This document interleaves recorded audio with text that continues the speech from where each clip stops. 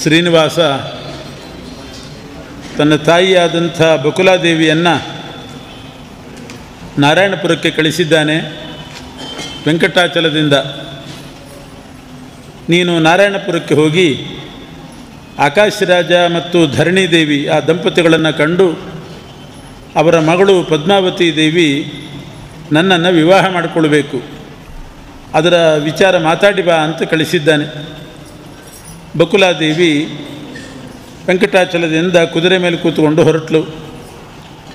ನಾರಾಯಣಪುರಕ್ಕಿಂತ ಮುಂಚೆ ಅಗಸ್ತ್ಯೇಶ್ವರ ಅನ್ನುವಂಥ ಒಂದು ದೇವಾಲಯ, ಅಗಸ್ತ್ಯ ಪೂಜಿತ ರುದ್ರದೇವರ ಸನ್ನಿಧಾನ, ಅಲ್ಲಿಗೆ ಬಂದಿದ್ದಾಳೆ.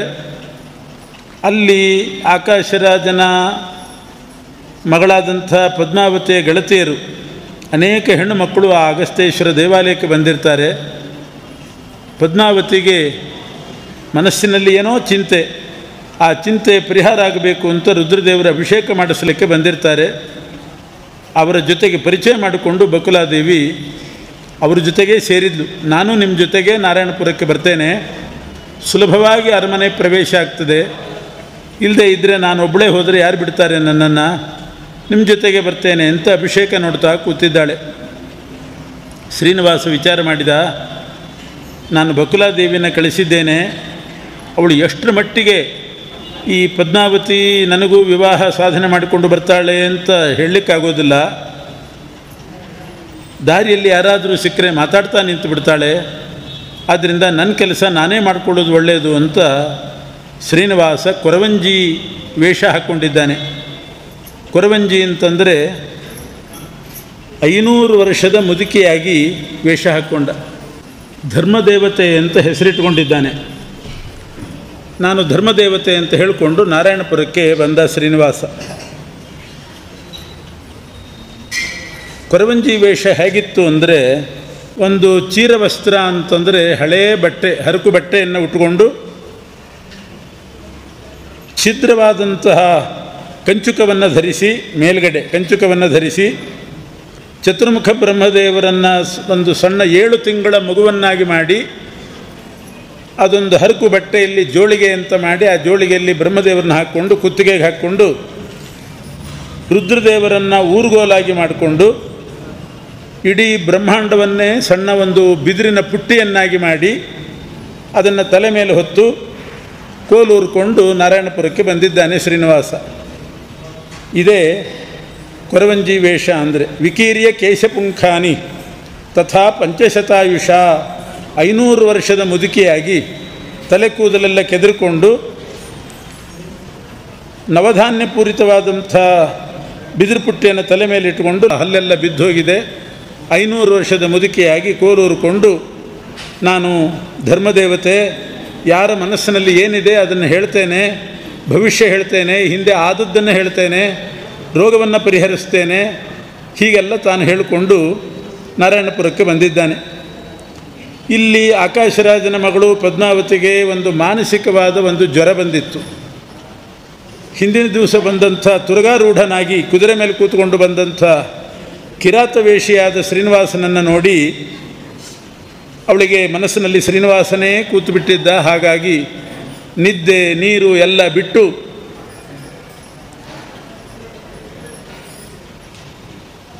ಚಿಂತಾಕ್ರಾಂತಳಾಗಿ ಕೂತಿದ್ಲು ಪದ್ಮಾವತಿ. ಅವಳ ಮನಸ್ಸಿನಲ್ಲಿ ಏನಿದೆ ಅಂತನ್ನೋದು ಯಾರಿಗೂ ಕೂಡ ಗೊತ್ತಾಗ್ತಾ ಇಲ್ಲ. ಈ ಪರಿಸ್ಥಿತಿ ಇದ್ದಾಗ ಸರಿಯಾಗಿ ಧರ್ಮದೇವತೆ ಕೊರವಂಜಿ ಬಂದಿದ್ದಾಳೆ. ಆಕಾಶರಾಜನ ಹೆಂಡತಿ ಧರಣಿದೇವಿಯ ಗೆಳತಿಯರೆಲ್ಲ ಬಂದು ಧರಣಿದೇವಿಗೆ ವಿಷಯ ತಿಳಿಸ್ತಾರೆ. ಯಾರೋ ಒಂದು ಕೊರವಂಜಿ ನಾರಾಯಣಪುರಕ್ಕೆ ಬಂದಿದೆ, ಸುಮಾರು 500 ವರ್ಷದ ಮುದುಕಿ. ಕೊರವಂಜಿ ಮಿತಭಾಷಿಯಾಗಿದ್ದಾಳೆ, ಏನೇನೋ ಮಾತಾಡೋದಿಲ್ಲ, ಹರಟೋದಿಲ್ಲ, ಮಿತಭಾಷಿಣಿಯಾಗಿ ಕಾಣಿಸ್ತಾ ಇದ್ದಾಳೆ. ಮನಸ್ಸಿನಲ್ಲಿ ಏನಿದೆ ಅಂತ ಹೇಳ್ತಾಳಂತೆ, ರೋಗ ಪರಿಹರಿಸ್ತಾಳಂತೆ, ಭೂತ ಭವಿಷ್ಯದ ವರ್ತಮಾನಗಳನ್ನು ತಿಳಿತಾಳಂತೆ. ಅವಳನ್ನು ಕರೆಸಿ ಪದ್ಮಾವತಿಗೆ ಏನಾಗಿದೆ ಅಂತನ್ನೋದನ್ನು ವಿಚಾರಿಸಬಹುದು ಅಂತ ತಿಳಿಸಿದರು. ಆಗ ಧರಣಿದೇವಿ ತನ್ನ ಸ್ನೇಹಿತೆಯರನ್ನ ಕಳಿಸಿದ್ದಾಳೆ, ಹೋಗಿ ಕರ್ಕೊಂಡು ಬನ್ನಿ ಆ ಧರ್ಮದೇವತೆ ಕೊರವಂಜಿಯನ್ನು ಅಂತ. ಅವರು ಬಂದು ಕರೆದರೆ ಕೊರವಂಜಿ ಹೇಳ್ತಾಳೆ, ಸುಮ್ಮನೆ ನನ್ನನ್ನು ರಾಜನ ಆಸ್ಥಾನಕ್ಕೆ ಕರಿಬೇಡಿ, ಅರಮನೆಗೆ ನನ್ನ ವಸ್ತ್ರ ನೋಡ್ರಿ, ನನ್ನ ದೇಹ ನೋಡಿ, 500 ವರ್ಷದ ಮುದುಕಿಯಾಗಿದ್ದೇನೆ, ಹರಕು ಬಟ್ಟೆ, ಈ ಬಿದಿರು ಪುಟ್ಟಿ, ಈ ವೇಷದಲ್ಲಿ ನಾನು ಅರಮನೆಗೆ ಹೇಗೆ ಬರಲಿ? ನನ್ನನ್ನೇನು ವಿನೋದ ಮಾಡಬೇಕು, ಅಪಹಾಸ ಮಾಡಬೇಕು ಅಂತ ಕರೆಸ್ತಾ ಇದ್ದೀರಾ? ಸಾಧಾರಣ ಇಂಥವರನ್ನು ನೋಡಿದರೆ ಅಪಹಾಸ ಮಾಡೋ ಪ್ರವೃತ್ತಿ ಇರ್ತದೆ ಜನರಿಗೆ. ನನ್ನನ್ನು ವಿನೋದ ಮಾಡಿ ಅಪಹಾಸ ಮಾಡಲಿಕ್ಕೆ ಕರೆಸ್ತಿದ್ದೇರೇನೋ, ನಾನು ಬರೋದಿಲ್ಲ ಅಂತಾಳಂತೆ. ಆಗ ಹೇಳಿದರು, ಹಾಗೇನಿಲ್ಲ, ನಿಜವಾದ ಒಂದು ದೊಡ್ಡ ಸಮಸ್ಯೆಯಲ್ಲಿ ಸಿಗಾಕ್ಕೊಂಡಿದ್ದಾಳೆ ಧರಣಿದೇವಿ, ಪಾರಮಾರ್ಥಿಕವಾಗಿ ಒಂದು ಸಮಸ್ಯೆಯಲ್ಲಿ ಸಿಗಾಕ್ಕೊಂಡಿದ್ದಾಳೆ, ಅದರ ಪರಿಹಾರಕ್ಕೋಸ್ಕರ ಬರಮಾಡ್ಕೊಳ್ತಾ ಇದ್ದಾಳೆ, ನೀನು ತಪ್ಪು ತಿಳ್ಕೋಬೇಡ, ಬರಬೇಕು ಅಂತ ಒತ್ತಾಯ ಮಾಡಿ ಕರ್ಕೊಂಡು ಬಂದರು. ಬಂದ ಮೇಲೆ ಒಂದು ಆಸನದಲ್ಲಿ ಕೂಡಿಸಿದ್ದಾರೆ ಕೊರವಂಜಿಯನ್ನು. ಆಕಾಶರಾಜನ ಹೆಂಡತಿ ಧರಣಿದೇವಿ ಬಂದು ತನ್ನ ಪರಿಸ್ಥಿತಿ ಹೇಳ್ಕೊಂಡ್ಳು. ನನ್ನ ಮಗಳು ಬಹಳ ಚಿಂತೆ ಹಚ್ಕೊಂಡಿದ್ದಾಳೆ ಮನಸ್ಸಿಗೆ, ಏನು ಚಿಂತೆ ಅಂತ ನಮಗೆ ಅರ್ಥ ಆಗ್ತಾ ಇಲ್ಲ, ನೀನು ಅದನ್ನು ತಿಳಿಸ್ಬೇಕು ಅಂತ ಕೇಳಿದಾಗ ಆ ಕೊರವಂಜಿ ಹೇಳ್ತಾಳೆ, ಮೊದಲು ಸ್ನಾನ ಮಾಡಿ ಬಾ, ಶುದ್ಧವಾದ ಶುಭ್ರ ವಸ್ತ್ರವನ್ನು ಧರಿಸಿಕೊಂಡು ಬಾ, ಗುರುದೇವತೆಗಳಿಗೆ ನಮಸ್ಕಾರ ಮಾಡಬೇಕು, ನನಗೆ ಮರದ ಬಾಗಿಣ ಕೊಡಬೇಕು, ಇಷ್ಟೆಲ್ಲ ಮಾಡಿ ಭವಿಷ್ಯ ಕೇಳಬೇಕು. ಸುಮ್ಮನೆ ಹೋಗ್ತಾ ಬೀದಿಯಲ್ಲಿ ಯಾರೋ ಇದ್ದರೂ ಭವಿಷ್ಯ ಹೇಳ್ರಿ ಅಂತ ಕೇಳಿದರೆ ಅದು ಹೇಳಿದರೆ ಸರಿನೂ ಆಗೋದಿಲ್ಲ, ಕೇಳೋ ಪದ್ಧತಿನೂ ಅಲ್ಲ. ಕೇಳಬೇಕಾದ್ರೆ ಸರಿಯಾಗಿ ಗುರುದೇವತಾ ನಮಸ್ಕಾರ ಮಾಡಿ ಕೇಳಬೇಕು, ನಾವು ಹಾಗೆ ಹೇಳಬೇಕು. ಅದರಿಂದ ನೀನು ಸ್ನಾನ ಮಾಡಿ ಬಾ ಅಂತ ಸ್ನಾನ ಮಾಡಿಸಿ ಕರೆಸ್ತಾಳೆ. ಅವಳನ್ನು ಆಸನದಲ್ಲಿ ಕೂಡಿಸಿದ ಮೇಲೆ ಮೊದಲು ಮರದ ಬಾಗಿಣ ಕೊಡು, ವಾಯನಂ ದೇಹಿ ಕಲ್ಯಾಣಿ ದೇವಾನಾಂ ಮಮ ಪೂರ್ವಿಣಾಂ, ನನ್ನ ಪೂರ್ವಿಕರನ್ನೆಲ್ಲ ಉದ್ದೇಶಿಸಿ ಮರದ ಬಾಗಿಣ ಕೊಡು ಅಂತ ಕೇಳಿದ್ಲು. ಆವಾಗ ಧರಣಿದೇವಿ ಬಿದಿರಿನ ಮರ ಅಲ್ಲ, ಚಿನ್ನದ ವಾಯನದಾನವನ್ನು ಕೊಟ್ಟಿದ್ದಾಳಂತೆ. ಬಂಗಾರದಿಂದ ಮರ ಮಾಡಿಸಿ ಅದೆಲ್ಲ ಇದ್ದೇ ಇರ್ತದೆ, ಅದರಲ್ಲಿ ಅಕ್ಕಿ ತುಂಬಿದ್ದಲ್ಲ, ನವರತ್ನಗಳನ್ನು ತುಂಬಿ ಬಂಗಾರದ ವಾಯನದಾನವನ್ನು ಕೊಟ್ಟಳು. ಆಮೇಲೆ ಮಗುವಿಗೆ ಅನ್ನ ಬೇಕು ಅಂತ ಕೇಳಿದಾಗ ಹಾಲನ್ನು ತಂದುಕೊಟ್ಲಂತೆ ಧರಣಿದೇವಿ. ಆದರೆ ಆ ಮಗು ತಿನ್ನಲಿಲ್ಲ. ಮಗು ಅಂದರೆ 7 ತಿಂಗಳಿನ ಕೂಸು, ಅದು ಸಾಕ್ಷಾತ್ ಚತುರ್ಮುಖ ಬ್ರಹ್ಮದೇವರು 7 ತಿಂಗಳು ಕೂಸಾಗಿದ್ದರು, ತಿನ್ನಲಿಲ್ಲ.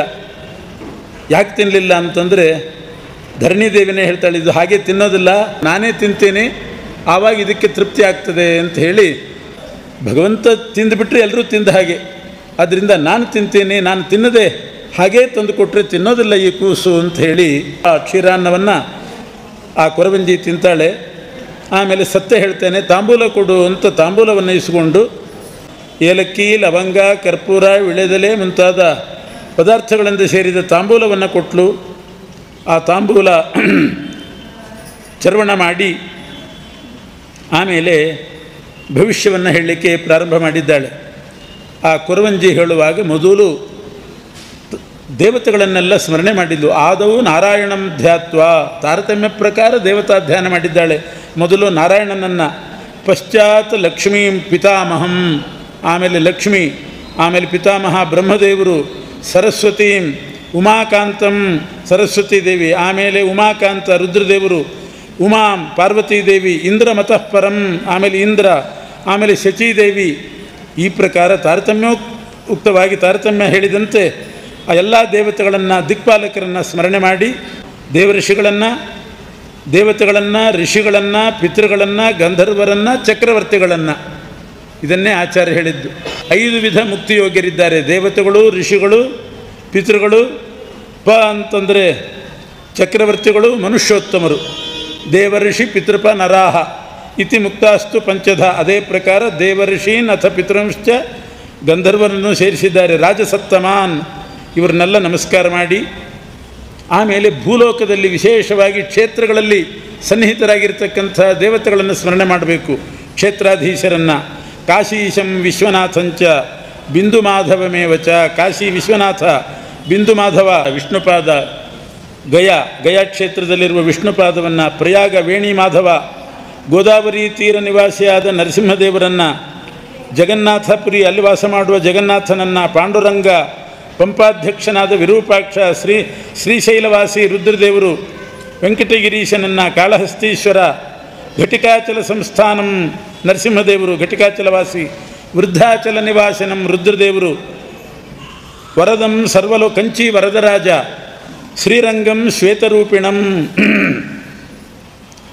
ಶ್ರೀರಂಗ ಕ್ಷೇತ್ರದಲ್ಲಿರ್ತಕ್ಕಂಥ ರಂಗನಾಥ ಸ್ವಾಮಿಯನ್ನು, ಕುಂಭಕೋಣದಲ್ಲಿರ್ತಕ್ಕಂಥ ಶಾರ್ಂಗಪಾಣಿಂ ಮಹೀಪತೆ, ಶಾರ್ಂಗಪಾಣಿ ಕೃಷ್ಣನನ್ನು, ಆಮೇಲೆ ರಾಮೇಶ್ವರ, ಅನಂತ ಪದ್ಮನಾಭ, ಸುಬ್ರಹ್ಮಣ್ಯ, ಇವ್ರನ್ನೆಲ್ಲ, ಚಂದ್ರೇಶ್ವರ, ಗೋಕರ್ಣ, ಹರಿಹರ, ನದಿಗಳನ್ನು ಗಂಗಾ, ಗೋದಾವರಿ, ಕೃಷ್ಣ, ತುಂಗಭದ್ರಾ, ಮಲಾಪಹ, ಕಾವೇರಿ, ಕಪಿಲ, ಕ್ಷೀರಾ ನದಿ, ಸುವರ್ಣಮುಖರಿ, ಮೂಕಾಂಬಿಕಾ, ಭೈರವ, ಕಾಲಭೈರವ ಎಲ್ಲರನ್ನೂ ಸ್ಮರಣೆ ಮಾಡಿ, ಕಾಮಾಕ್ಷಿಂಚ ವಿಶಾಲಾಕ್ಷೀಂ ಕಮಲಾಕ್ಷೀಂ ವರಪ್ರದಾಂ, ಕೊಲ್ಹಾಪುರ ಅಧ್ಯಕ್ಷಳು ರಮಾದೇವಿ, ಇಷ್ಟು ಜನರನ್ನು ಸ್ಮರಣೆ ಮಾಡಿ ವಿಸ್ತಾರವಾಗಿ ಹೇಳ್ತೇನೆ ಕೇಳು ಅಂತ ಹೇಳಲಿಕ್ಕೆ ಶುರು ಮಾಡಿದ್ಲು. ಇತಃ ಪೂರ್ವದಿನೇ ಕಂಚಿತ್ ಪುರುಷಂ ತುರಗಾರುಹಂ, ನಿನ್ನ ಮಗಳಿಗೆ ಬೇರೇನೂ ವ್ಯಾಧಿ ಅಲ್ಲ, ಆಧಿ ಮಾನಸಿಕವಾದ ಚಿಂತೆ ಎತ್ಕೊಂಡಿದೆ. ನಿನ್ನೆ ದಿವಸ ತುರಗಾರೂಢನಾಗಿ ಬಂದಂಥ ಒಬ್ಬ ಕಿರಾತ ವೇಷಧಾರಿ ಪುರುಷನನ್ನು ನೋಡಿದ್ದಾಳೆ. ಮುಹ್ಯಂತಿಯಂ ಸೂರಯ ಅಂತ ಅವನು ಮೋಹಗೊಳಿಸಿದ್ದಾನೆ. ಮೋಹಗೊಂಡು ಕಾಮಜ್ವರ ಪೀಡಿತಳಾಗಿದ್ದಾಳೆ. ಅದಕ್ಕೆ ಈ ಅಂಗಶೋಷಣೆ ಆಗ್ತಾ ಇದೆ. ಊಟ ನೀರು ಬಿಟ್ಟಿದ್ದಾಳೆ, ಅಂಗಶೋಷಣೆ ಆಗ್ತಾ ಇದೆ. ಈ ಮೋಹ ಹೋಗಬೇಕು, ಈ ಕಾಮಜ್ವರ ಶಾಂತಿ ಆಗಬೇಕು ಅಂತಾದರೆ ಆ ಕಿರಾತನಿಗೆ ಕೊಟ್ಟು ಮದುವೆ ಮಾಡಬೇಕು. ನಿನ್ನ ಮಗಳನ್ನು ಆ ಪುರುಷನಿಗೆ ಕೊಟ್ಟು ವಿವಾಹ ಮಾಡಿದರೆ ಇವಳಿಗೆ ಕ್ಷೇಮ ಆಗ್ತದೆ. ಯಾರವನು ಅಂತ ಕೇಳಿದ್ದು ಧರಣಿದೇವಿ. ಕುದುರೆ ಮೇಲೆ ಕೂತ್ಕೊಂಡು ಒಬ್ಬ ಪುರುಷ, ಅವಳಿಗೇನೂ ಗೊತ್ತಿಲ್ಲ ಧರಣಿದೇವಿಗೆ, ಪದ್ಮಾವತಿಯನ್ನು ಹೇಳಿಲ್ಲ. ಮನೆಗೆ ಬಂದಾಗಿನಿಂದ ಚಿಂತಾಕ್ರಾಂತಳಾಗಿದ್ದಾಳಷ್ಟೇ. ಯಾರವನು ಕಿರಾತ, ಎಲ್ಲಿರ್ತಾನೆ ಎಂದಾಗ, ವೈಕುಂಠಸ್ಥೋ ಹರಿಸ್ಸಾಕ್ಷಾತ್ ವರ್ತತೆ ವೆಂಕಟಾಚಲೇ, ವೈಕುಂಠವಾಸಿಯಾದ ಪರಮಾತ್ಮನೇ ಅವನು, ವೈಕುಂಠಾಧಿಪತಿ, ಮಾಯಾವಿ ಪರಮಾನಂದಂ ತ್ಯಕ್ತ್ವಾ ವೈಕುಂಠಮುತ್ತಮಂ, ಉತ್ತಮವಾದ ವೈಕುಂಠದಿಂದ ಭೂವೈಕುಂಠ ಅನಿಸಿದ ವೆಂಕಟಾಚಲಕ್ಕೆ ಬಂದು ವಾಸ ಮಾಡ್ತಾ ಇದ್ದಾನೆ. ಶ್ರೀನಿವಾಸೇತಿ ವಿಖ್ಯಾತಃ, ಶ್ರೀನಿವಾಸ ಅಂತ ಪ್ರಸಿದ್ಧಿ. ವಿದ್ಯಾವಾನ್ ಧನವಾನ್ ಬಲಿ, ವಿದ್ಯಾವಂತ, ಧನವಂತ, ಬಲಿಷ್ಠ.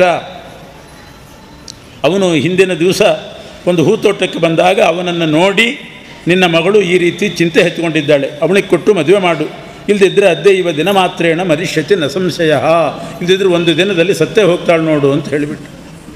ಈ ಅಮಂಗಳವಾದ ಮಾತು ಕೇಳಿ ಗಾಬರಿ ಆಯಿತು. ಅದೆಲ್ಲ ಹೇಳಬೇಡ, ಅವಶ್ಯವಾಗಿ ಕೊಟ್ಟು ಮದುವೆ ಮಾಡ್ತೇನೆ. ಆದರೆ ನಾವು ರಾಜಮನೆತನದವರು, ಆಕಾಶ ರಾಜ, ಎಂಥ ಕೀರ್ತಿವಂತ, ಯಾರೋ ಗಿರಿದುರ್ಗವಾಸಿ, ಆ ಬೆಟ್ಟದಲ್ಲಿರ್ತಕ್ಕಂಥ ಶ್ರೀನಿವಾಸನಿಗೆ ಕೊಟ್ಟು ಮದುವೆ ಮಾಡಬೇಕು ಅಂತಂದರೆ ಅವರು ಬಂದು ಕೇಳಬೇಕು. ಅವರ ಕಡೆಯವರು ಯಾರಾದರೂ ಬಂದು ಯಾಚನೆ ಮಾಡಿದರೆ ನಮ್ಮ ಮಗಳನ್ನು ಕೊಡ್ತೇವೆ. ಯಾಚನೆ ಮಾಡದೇ ಇದ್ದಾಗ ನಾವು ಮಗಳನ್ನು ಕೊಟ್ಟರೆ ನಮ್ಮ ಘನತೆಗೆ ಕುಂದದು. ಆದ್ದರಿಂದ ನಾವು ರಾಜವಂಶದವರಾದ್ದರಿಂದ ಕನ್ಯಾ ಬೇಕಾದವರು ಕನ್ಯೆಯನ್ನು ಯಾಚನೆ ಮಾಡಬೇಕು. ಅವಳು ಯಾಚನೆ ಮಾಡದೆ ನಾನು ಹ್ಯಾಕೆ ಕೊಡ್ಲಿಕ್ಕೆ ಸಾಧ್ಯ? ಕನ್ಯೆಯನ್ನು ಯಾಚನೆ ಮಾಡಬೇಕವರು. ಅದೊಂದು ಚಿಂತೆ ಎತ್ಕೊಂಡಿದೆ, ಬೇರೆಲ್ಲ ಸರಿ ಹೋಯಿತು ಅಂತಂದಾಗ ಇನ್ನೊಂದು ಗಂಟೆ ಬಿಟ್ಟರೆ ಒಬ್ಬಳು ಬರ್ತಾಳೆ, ಶ್ರೀನಿವಾಸನಿಗೆ ಕನ್ಯಾ ಬೇಕು ಅಂತ ಒಬ್ಬಳು ಬರ್ತಾಳೆ. ಅವಳ ಹತ್ರ ನೀನು ಮಾತು ಕೊಟ್ಟು ಕಳಿಸು, ಎಲ್ಲ ಸರಿ ಹೋಗ್ತದೆ. ಅವರೇ ಯಾಚನೆ ಮಾಡಲಿಕ್ಕೆ ಬರ್ತಾರೆ, ಇನ್ನೊಂದು ಗಂಟೆ ಬಿಟ್ಟು ಬರ್ತಾರೆ ಅಂತ ಹೇಳಿ ಆಮೇಲೆ ಆ ಕೊರವಂಜಿ ತನ್ನ ಮನೆಗೆ ಹೋದ್ಲು. ಆಮೇಲೆ ತಾಯಿಯಾದಂಥ ಧರಣಿದೇವಿ ಈ ಕೊರವಂಜಿಯ ಮಾತು ಕೇಳಿ ಮಗಳನ್ನು ಕೇಳ್ತಿದ್ದಾಳೆ. ನಿಜ ಹೇಳು, ಕೊರವಂಜಿ ಹೇಳಿದಂತೆ ಹಾಗೇ ಆಗಿದೆಯೋ ಅಥವಾ ಇನ್ನೇನು ಚಿಂತೆ ನಿನಗೆ ಹೇಳು ಅಂತ ಬಲವಂತ ಮಾಡಿ ಕೇಳಿದಾಗ ಹೇಳ್ತಾಳೆ, ನೀನೇನು ಅಷ್ಟು ಚಿಂತೆ ಮಾಡಬೇಡಮ್ಮ, ನನಗೇನಂಥ ಅಪಚಾರ ನಾನೇನೂ ಮಾಡಿಲ್ಲ. ಏನು ಸೂತಿಕಾ ದುಃಖ ಬಂದಿದೆ ಅಂತ ಹೇಳ, ಅಥವಾ ಪುತ್ರಲಾಭ ಆಗಿದೆ ಅಂತ ಹೇಳ, ಗರ್ಭಿಣಿಯಾಗಿದ್ದೇನೆ ಅಂತ ಹೇಳ, ಅಂಥ ಅಚಾತುರ್ಯ ಏನೂ ನಡೆದಿಲ್ಲ, ಅಂಥ ಪ್ರಮಾದ ಏನೂ ಆಗಿಲ್ಲ. ಇಷ್ಟೇ ವಿಚಾರ, ಆ ವ್ಯಕ್ತಿಯನ್ನು ನೋಡಿ ನನಗೆ ಮನಸ್ಸಾಗಿದೆ, ಅವನನ್ನು ಮದುವೆ ಮಾಡಿಕೊಳ್ಬೇಕು, ಇಲ್ಲದೇ ಇದ್ದರೆ ನನ್ನ ಬದುಕೆ ವ್ಯರ್ಥ ಅಂತ ಅನಿಸಿದೆ. ಅಷ್ಟು ಬಿಟ್ಟರೆ ಇನ್ಯಾವ ಅಚಾತುರ್ಯವೂ ಕೂಡ ನಡೆದಿಲ್ಲ, ಏನೂ ಪ್ರಮಾದ ನಡೆದಿಲ್ಲ, ಇಷ್ಟೇ ವಿಚಾರ ಅಂತ ಹೇಳಿದ್ದು. ಅವನನ್ನು ಬಿಟ್ಟು ನನಗೆ ಬದುಕಲಿಕ್ಕೆ ಸಾಧ್ಯ ಇಲ್ಲ. ಅವನೇನು ಸಾಧಾರಣ ವ್ಯಕ್ತಿ ಅಲ್ಲ, ಯಾರೋ ಒಬ್ಬನನ್ನು ಮನಸ್ಸಿನಲ್ಲಿ ಇಟ್ಕೊಂಡಿದ್ದೇನೆ ಅಂತ ತಿಳ್ಕೊಬೇಡ. ಚರಿತಂ ತಸ್ಯ ಕೃಷ್ಣಸ್ಯ ಜಾನಂತಿ ವಿಬುಧಾದಯ. ಅವನು ಬಂದಿರತಕ್ಕಂಥ ವ್ಯಕ್ತಿಯ ಚರಿತ್ರೆ, ಮಹಿಮೆ, ಅವನ ವೈಶಿಷ್ಟ್ಯ ದೇವತೆಗಳಿಗೆ ಗೊತ್ತಾಗ್ತದೆ. ಪಾಪಿಷ್ಠರಾದ ಮನುಷ್ಯರಿಗೆ ಆ ಭಗವಂತನ ಮಹಿಮೆ, ಆ ಬಂದಂಥ ಪುರುಷನ ಮಹಿಮೆ, ವೈಶಿಷ್ಟ್ಯ ಹೇಗೆ ಅರ್ಥ ಆಗಲಿಕ್ಕೆ ಸಾಧ್ಯ? ಅವನ ಸೂಕ್ಷ್ಮ ಯಾರಿಗೂ ಅರ್ಥ ಆಗೋದಿಲ್ಲ. ನಿಜ ಹೇಳಬೇಕು ಅಂದರೆ ಸರ್ವೋತ್ತಮ ಸಾಕ್ಷಾತ್ ಸಯೇವ ಪುರುಷೋತ್ತಮ, ಅವನೇ ಸರ್ವೋತ್ತಮ, ಅವನೇ ಪುರುಷೋತ್ತಮ. ಅವನ ಬಲಗೈಯಲ್ಲಿ ಚಕ್ರದ ಚಿಹ್ನೆ ಇದೆ, ಸ್ಪಷ್ಟವಾದ ಚಕ್ರದ ರೇಖೆ ಇದೆ ಅವನ ಬಲಗೈಯಲ್ಲಿ. ಎಡಗೈಯಲ್ಲಿ ಶಂಖ ಇದೆ, ಅವನ ಕಂಠದಲ್ಲಿ ಕೌಸ್ತುಭ ಮಣಿ ಇದೆ. ಕರ್ಣಗಳಲ್ಲಿ ಮಕರ ಕುಂಡಲ, ಅವನ ಕೈಯಲ್ಲಿರ್ತಕ್ಕಂಥ ಚಕ್ರವೇ ಒಂದು ಸಲ ವಾರಾಣಸಿಯನ್ನು ಸುಟ್ಟು ಹಾಕಿತ್ತು. ವಾರಾಣಸಿಯಲ್ಲಿ ಒಬ್ಬ ರಾಜ ಇದ್ದ, ಅವನು ವಿಷ್ಣು ದ್ವೇಷಿಯಾಗಿದ್ದ. ಅದಕ್ಕಾಗಿ ಆ ಚಕ್ರ ವಾರಾಣಸಿಯನ್ನೇ ಸುಟ್ಟಿತ್ತು ಅಂತ ಭಾಗವತದಲ್ಲಿ ಕಥೆ ಬರ್ತದೆ. ಅದನ್ನು ಹೇಳ್ತಿದ್ದಾಳೆ. ಯಶ್ಯ ಶಾರ್ಂಗಧ್ವನಿಂ ಶ್ರುತ್ವ, ಅವನ ಬಿಲ್ಲಿಗೆ ಶಾರ್ಂಗ ಅಂತ ಹೆಸರು. ಆ ಶಾರ್ಂಗ ಧ್ವನಿಯನ್ನು ಕೇಳಿ ದೇವತೆಗಳು, ದೈತ್ಯರು, ದಾನವರು, ಅಸುರರು, ರಾಕ್ಷಸರು ಎಲ್ಲ ದಿಕ್ಕಾಪಾಲಾಗಿ ಓಡ್ತಾರೆ. ಅಂಥ ಮಹಿಮೆ ಅವನದ್ದು. ತದ್ಭಕ್ತ ಲಕ್ಷಣಂ ಮೋಕ್ಷೆ, ಆ ವ್ಯಕ್ತಿಯ ಭಕ್ತರು ಅವರ ವಿಚಾರ ಹೇಳ್ತೇನೆ. ವೇದಶಾಸ್ತ್ರ ಪರಾಯೇಚ ಏಚ ಧರ್ಮವ್ರತೆ ಪರಾಹ, ಅವನ ಭಕ್ತರೆಲ್ಲರೂ ವೇದಶಾಸ್ತ್ರ ಪಾರಂಗತರು, ಧರ್ಮ ವ್ರತಗಳಲ್ಲಿ ನಿಷ್ಣಾತರು, ವೈದಿಕ ಕರ್ಮಾನುಷ್ಠಾನ ರತರಾಗಿರ್ತಾರೆ. ಅವರನ್ನು ವೈಷ್ಣವರು ಅಂತ ಕರೀತಾರೆ. ಶಂಖ ಚಕ್ರಾಂಕಿತವಾದ ದೇಹ ಅವರದ್ದು, ಊರ್ಧ್ವಪುಂಡ್ರಧಾರಿಗಳಾಗಿರ್ತಾರೆ. ಪಿತೃಮಾತೃಗಳ ಯೋಗಕ್ಷೇಮ ನೋಡ್ಕೊಳ್ತಕ್ಕಂಥವರು. ಇಂಥ ವ್ಯಕ್ತಿ ಇರುವಾಗ ತಮ್ಮಿನ ಕೋನು ಜೀವತಿ, ಅವನನ್ನು ಮದುವೆ ಮಾಡಿಕೊಳ್ಳದೆ ಹೇಗಿರ್ಲಿಕ್ಕೆ ಸಾಧ್ಯ? ಆದ್ದರಿಂದ ಪದ್ಮಾವತಿ ಹೇಳ್ತಾಳೆ, ಅವನನ್ನೇ ನೋಡಿದ್ದೀನಿ, ಆದ್ದರಿಂದ ನನಗೆ ದೇಹ ಶೋಷಣೆ ಆಗ್ತಾ ಇದೆ, ಅವನನ್ನು ಮದುವೆ ಮಾಡಿಕೊಳ್ಬೇಕು ಅಂತ ನನ್ನ ಬಯಕೆ ಅಂತ ಹೇಳಿದ್ದು. ಅಷ್ಟೊತ್ತಿಗೆ ಸರಿಯಾಗಿ ಅಗಸ್ತ್ಯೇಶ್ವರ ಸನ್ನಿಧಾನದಿಂದ ಪದ್ಮಾವತಿಯ ಗೆಳತಿಯರು ಬಂದರು. ಬಕುಲಾದೇವಿಯು ಕೂಡ ಬಂದಿದ್ದಾಳೆ. ವಿಷಯ ತಿಳಿತು. ಬಕುಲಾದೇವಿಯನ್ನು ಸ್ವಾಗತ ಮಾಡಿದರು, ಕೂಡಿಸಿದರು. ಏನು ಕಾರಣ, ಏನು ಬಂದದ್ದು ಅಂತ ಕೇಳಿದಾಗ ಹೇಳ್ತಾಳೆ, ನಾನು ಶೇಷಾಚಲದಿಂದ ಬಂದಿದ್ದೇನೆ. ಅಲ್ಲಿ ವೆಂಕಟೇಶ್ವರ ಅಂತ ನನ್ನ ಸ್ವಾಮಿ, ನನ್ನ ಅಧಿಪತಿ ವೆಂಕಟೇಶ್ವರ ಅಂತ ಇದ್ದಾನೆ. ನಾವಿಲ್ಲಿಗೆ ಬಂದದ್ದು ಕನ್ಯಾಪೇಕ್ಷಾ ಮುಖ್ಯ ಕಾರ್ಯಂ, ಆ ಶ್ರೀನಿವಾಸನಿಗೆ ಒಂದು ಕನ್ಯೆ ಬೇಕಾಗಿದೆ, ಅದಕ್ಕೋಸ್ಕರ ಬಂದಿದ್ದೇವೆ. ಪುನಃ ಕಾರ್ಯಸತೇನ ಕಿಂ, ಅದೇ ಮುಖ್ಯ ಕಾರ್ಯ. ನಿಮ್ಮಲ್ಲಿ ಒಂದು ಕನ್ಯೆ ಇದೆ, ಅವನನ್ನು ಶ್ರೀನಿವಾಸನಿಗೆ ತಂದುಕೊಳ್ಳಬೇಕು ಅಂತ ನಮ್ಮ ಇಚ್ಛೆ, ಅದಕ್ಕೆ ಬಂದಿದ್ದೇನೆ ಅಂತಂದಾಗ ಧರಣಿದೇವಿ ಹೇಳ್ತಾಳೆ, ಏನು ಆ ವರ, ಅವನ ನಕ್ಷತ್ರ ಯಾವುದು, ಅವನ ದೇಶ ಯಾವುದು, ಅವನ ತಂದೆ ತಾಯಿ ಯಾರು, ಅವನ ಚರಿತ್ರೆ ಏನು, ಅವನ ಕುಲಾಚಾರ ಎಲ್ಲ ಹೇಳಬೇಕು, ಸುಮ್ಮನೆ ಹಾಕಿ ಕೊಡಲಿಕ್ಕಾಗ್ತದೆ ಅಂದಾಗ, ಶೃಣುರಾಜ್ಞಿ ಸವಿಸ್ತಾರಂ ಗೋತ್ರ ನಕ್ಷತ್ರ ಬಂಧುತಾಂ, ಅವನ ಗೋತ್ರ ನಕ್ಷತ್ರ ಬಂಧುಗಳ ಬಗ್ಗೆ ಅದರ ಬಗ್ಗೆ ಹೇಳ್ತೇನೆ. ಅವನ ತಾಯಿ ದೇವಕಿ ಜನನೀತಸ್ಯ, ದೇವಕಿ ದೇವಿನೇ ಆ ವರನ ತಾಯಿ. ಶೂರಸೇನನ ಮಗನಾಗಿರ್ತಕ್ಕಂಥ ವಸುದೇವನೇ ತಂದೆ. ಚಂದ್ರವಂಶಕ್ಕೆ ಸೇರಿದವನು ವರ. ಕೃಷ್ಣ ಅಂತ ಅವನ ಹೆಸರು. ಆ ಕೃಷ್ಣ ಅಂತ ಅವನ ಹೆಸರು. ವಸಿಷ್ಠ ಗೋತ್ರದಲ್ಲಿ ಹುಟ್ಟಿದ್ದಾನೆ. ನಕ್ಷತ್ರ ಶ್ರವಣ, ಇದೇ ಸ್ವಲ್ಪ ವ್ಯತ್ಯಾಸ. ಕೃಷ್ಣ ಅಂತ ಹೆಸರು, ವಸುದೇವ ತಂದೆ, ತಾಯಿ ದೇವಕಿ ದೇವಿ. ನಕ್ಷತ್ರ ರೋಹಿಣಿ ಅಲ್ಲ, ಕೃಷ್ಣನ ನಕ್ಷತ್ರ ರೋಹಿಣಿ ನಕ್ಷತ್ರ. ಶ್ರವಣಂ ತಸ್ಯ ಅಂತ ನಕ್ಷತ್ರ ಮಾತ್ರ ಶ್ರವಣ ಹೇಳಿದರು. ಯಾಕೆಂದರೆ ಶ್ರವಣ ನಕ್ಷತ್ರ ವಿಷ್ಣುವಿಗೆ ಸೇರಿದ ನಕ್ಷತ್ರ. ಮತ್ತು ಶ್ರೀನಿವಾಸ ಆ ಬೆಟ್ಟಕ್ಕೆ ಇಳಿದು ಕಾಲಿಟ್ಟ ದಿವಸ ಶ್ರವಣ ನಕ್ಷತ್ರ, ಆದ್ದರಿಂದ ಶ್ರವಣಂ ಅಂತ ಹೇಳಿದ್ದಾರೆ. ಆವಾಸೋ ವೆಂಕಟಗಿರಿ, ವೆಂಕಟಾಚಲದಲ್ಲಿ ವಾಸ ಮಾಡ್ತಿದ್ದಾನೆ. ವಿದ್ಯಾವಂತ, ಧನವಂತ, ಬಲಿಷ್ಠ, ಬಹುಲಾಚಾರ ಸಂಪನ್ನ, ಒಳ್ಳೆಯ ಆಚಾರಶೀಲ. 25 ವರ್ಷ ಎಲ್ಲ ಹೇಳಿದ್ದು.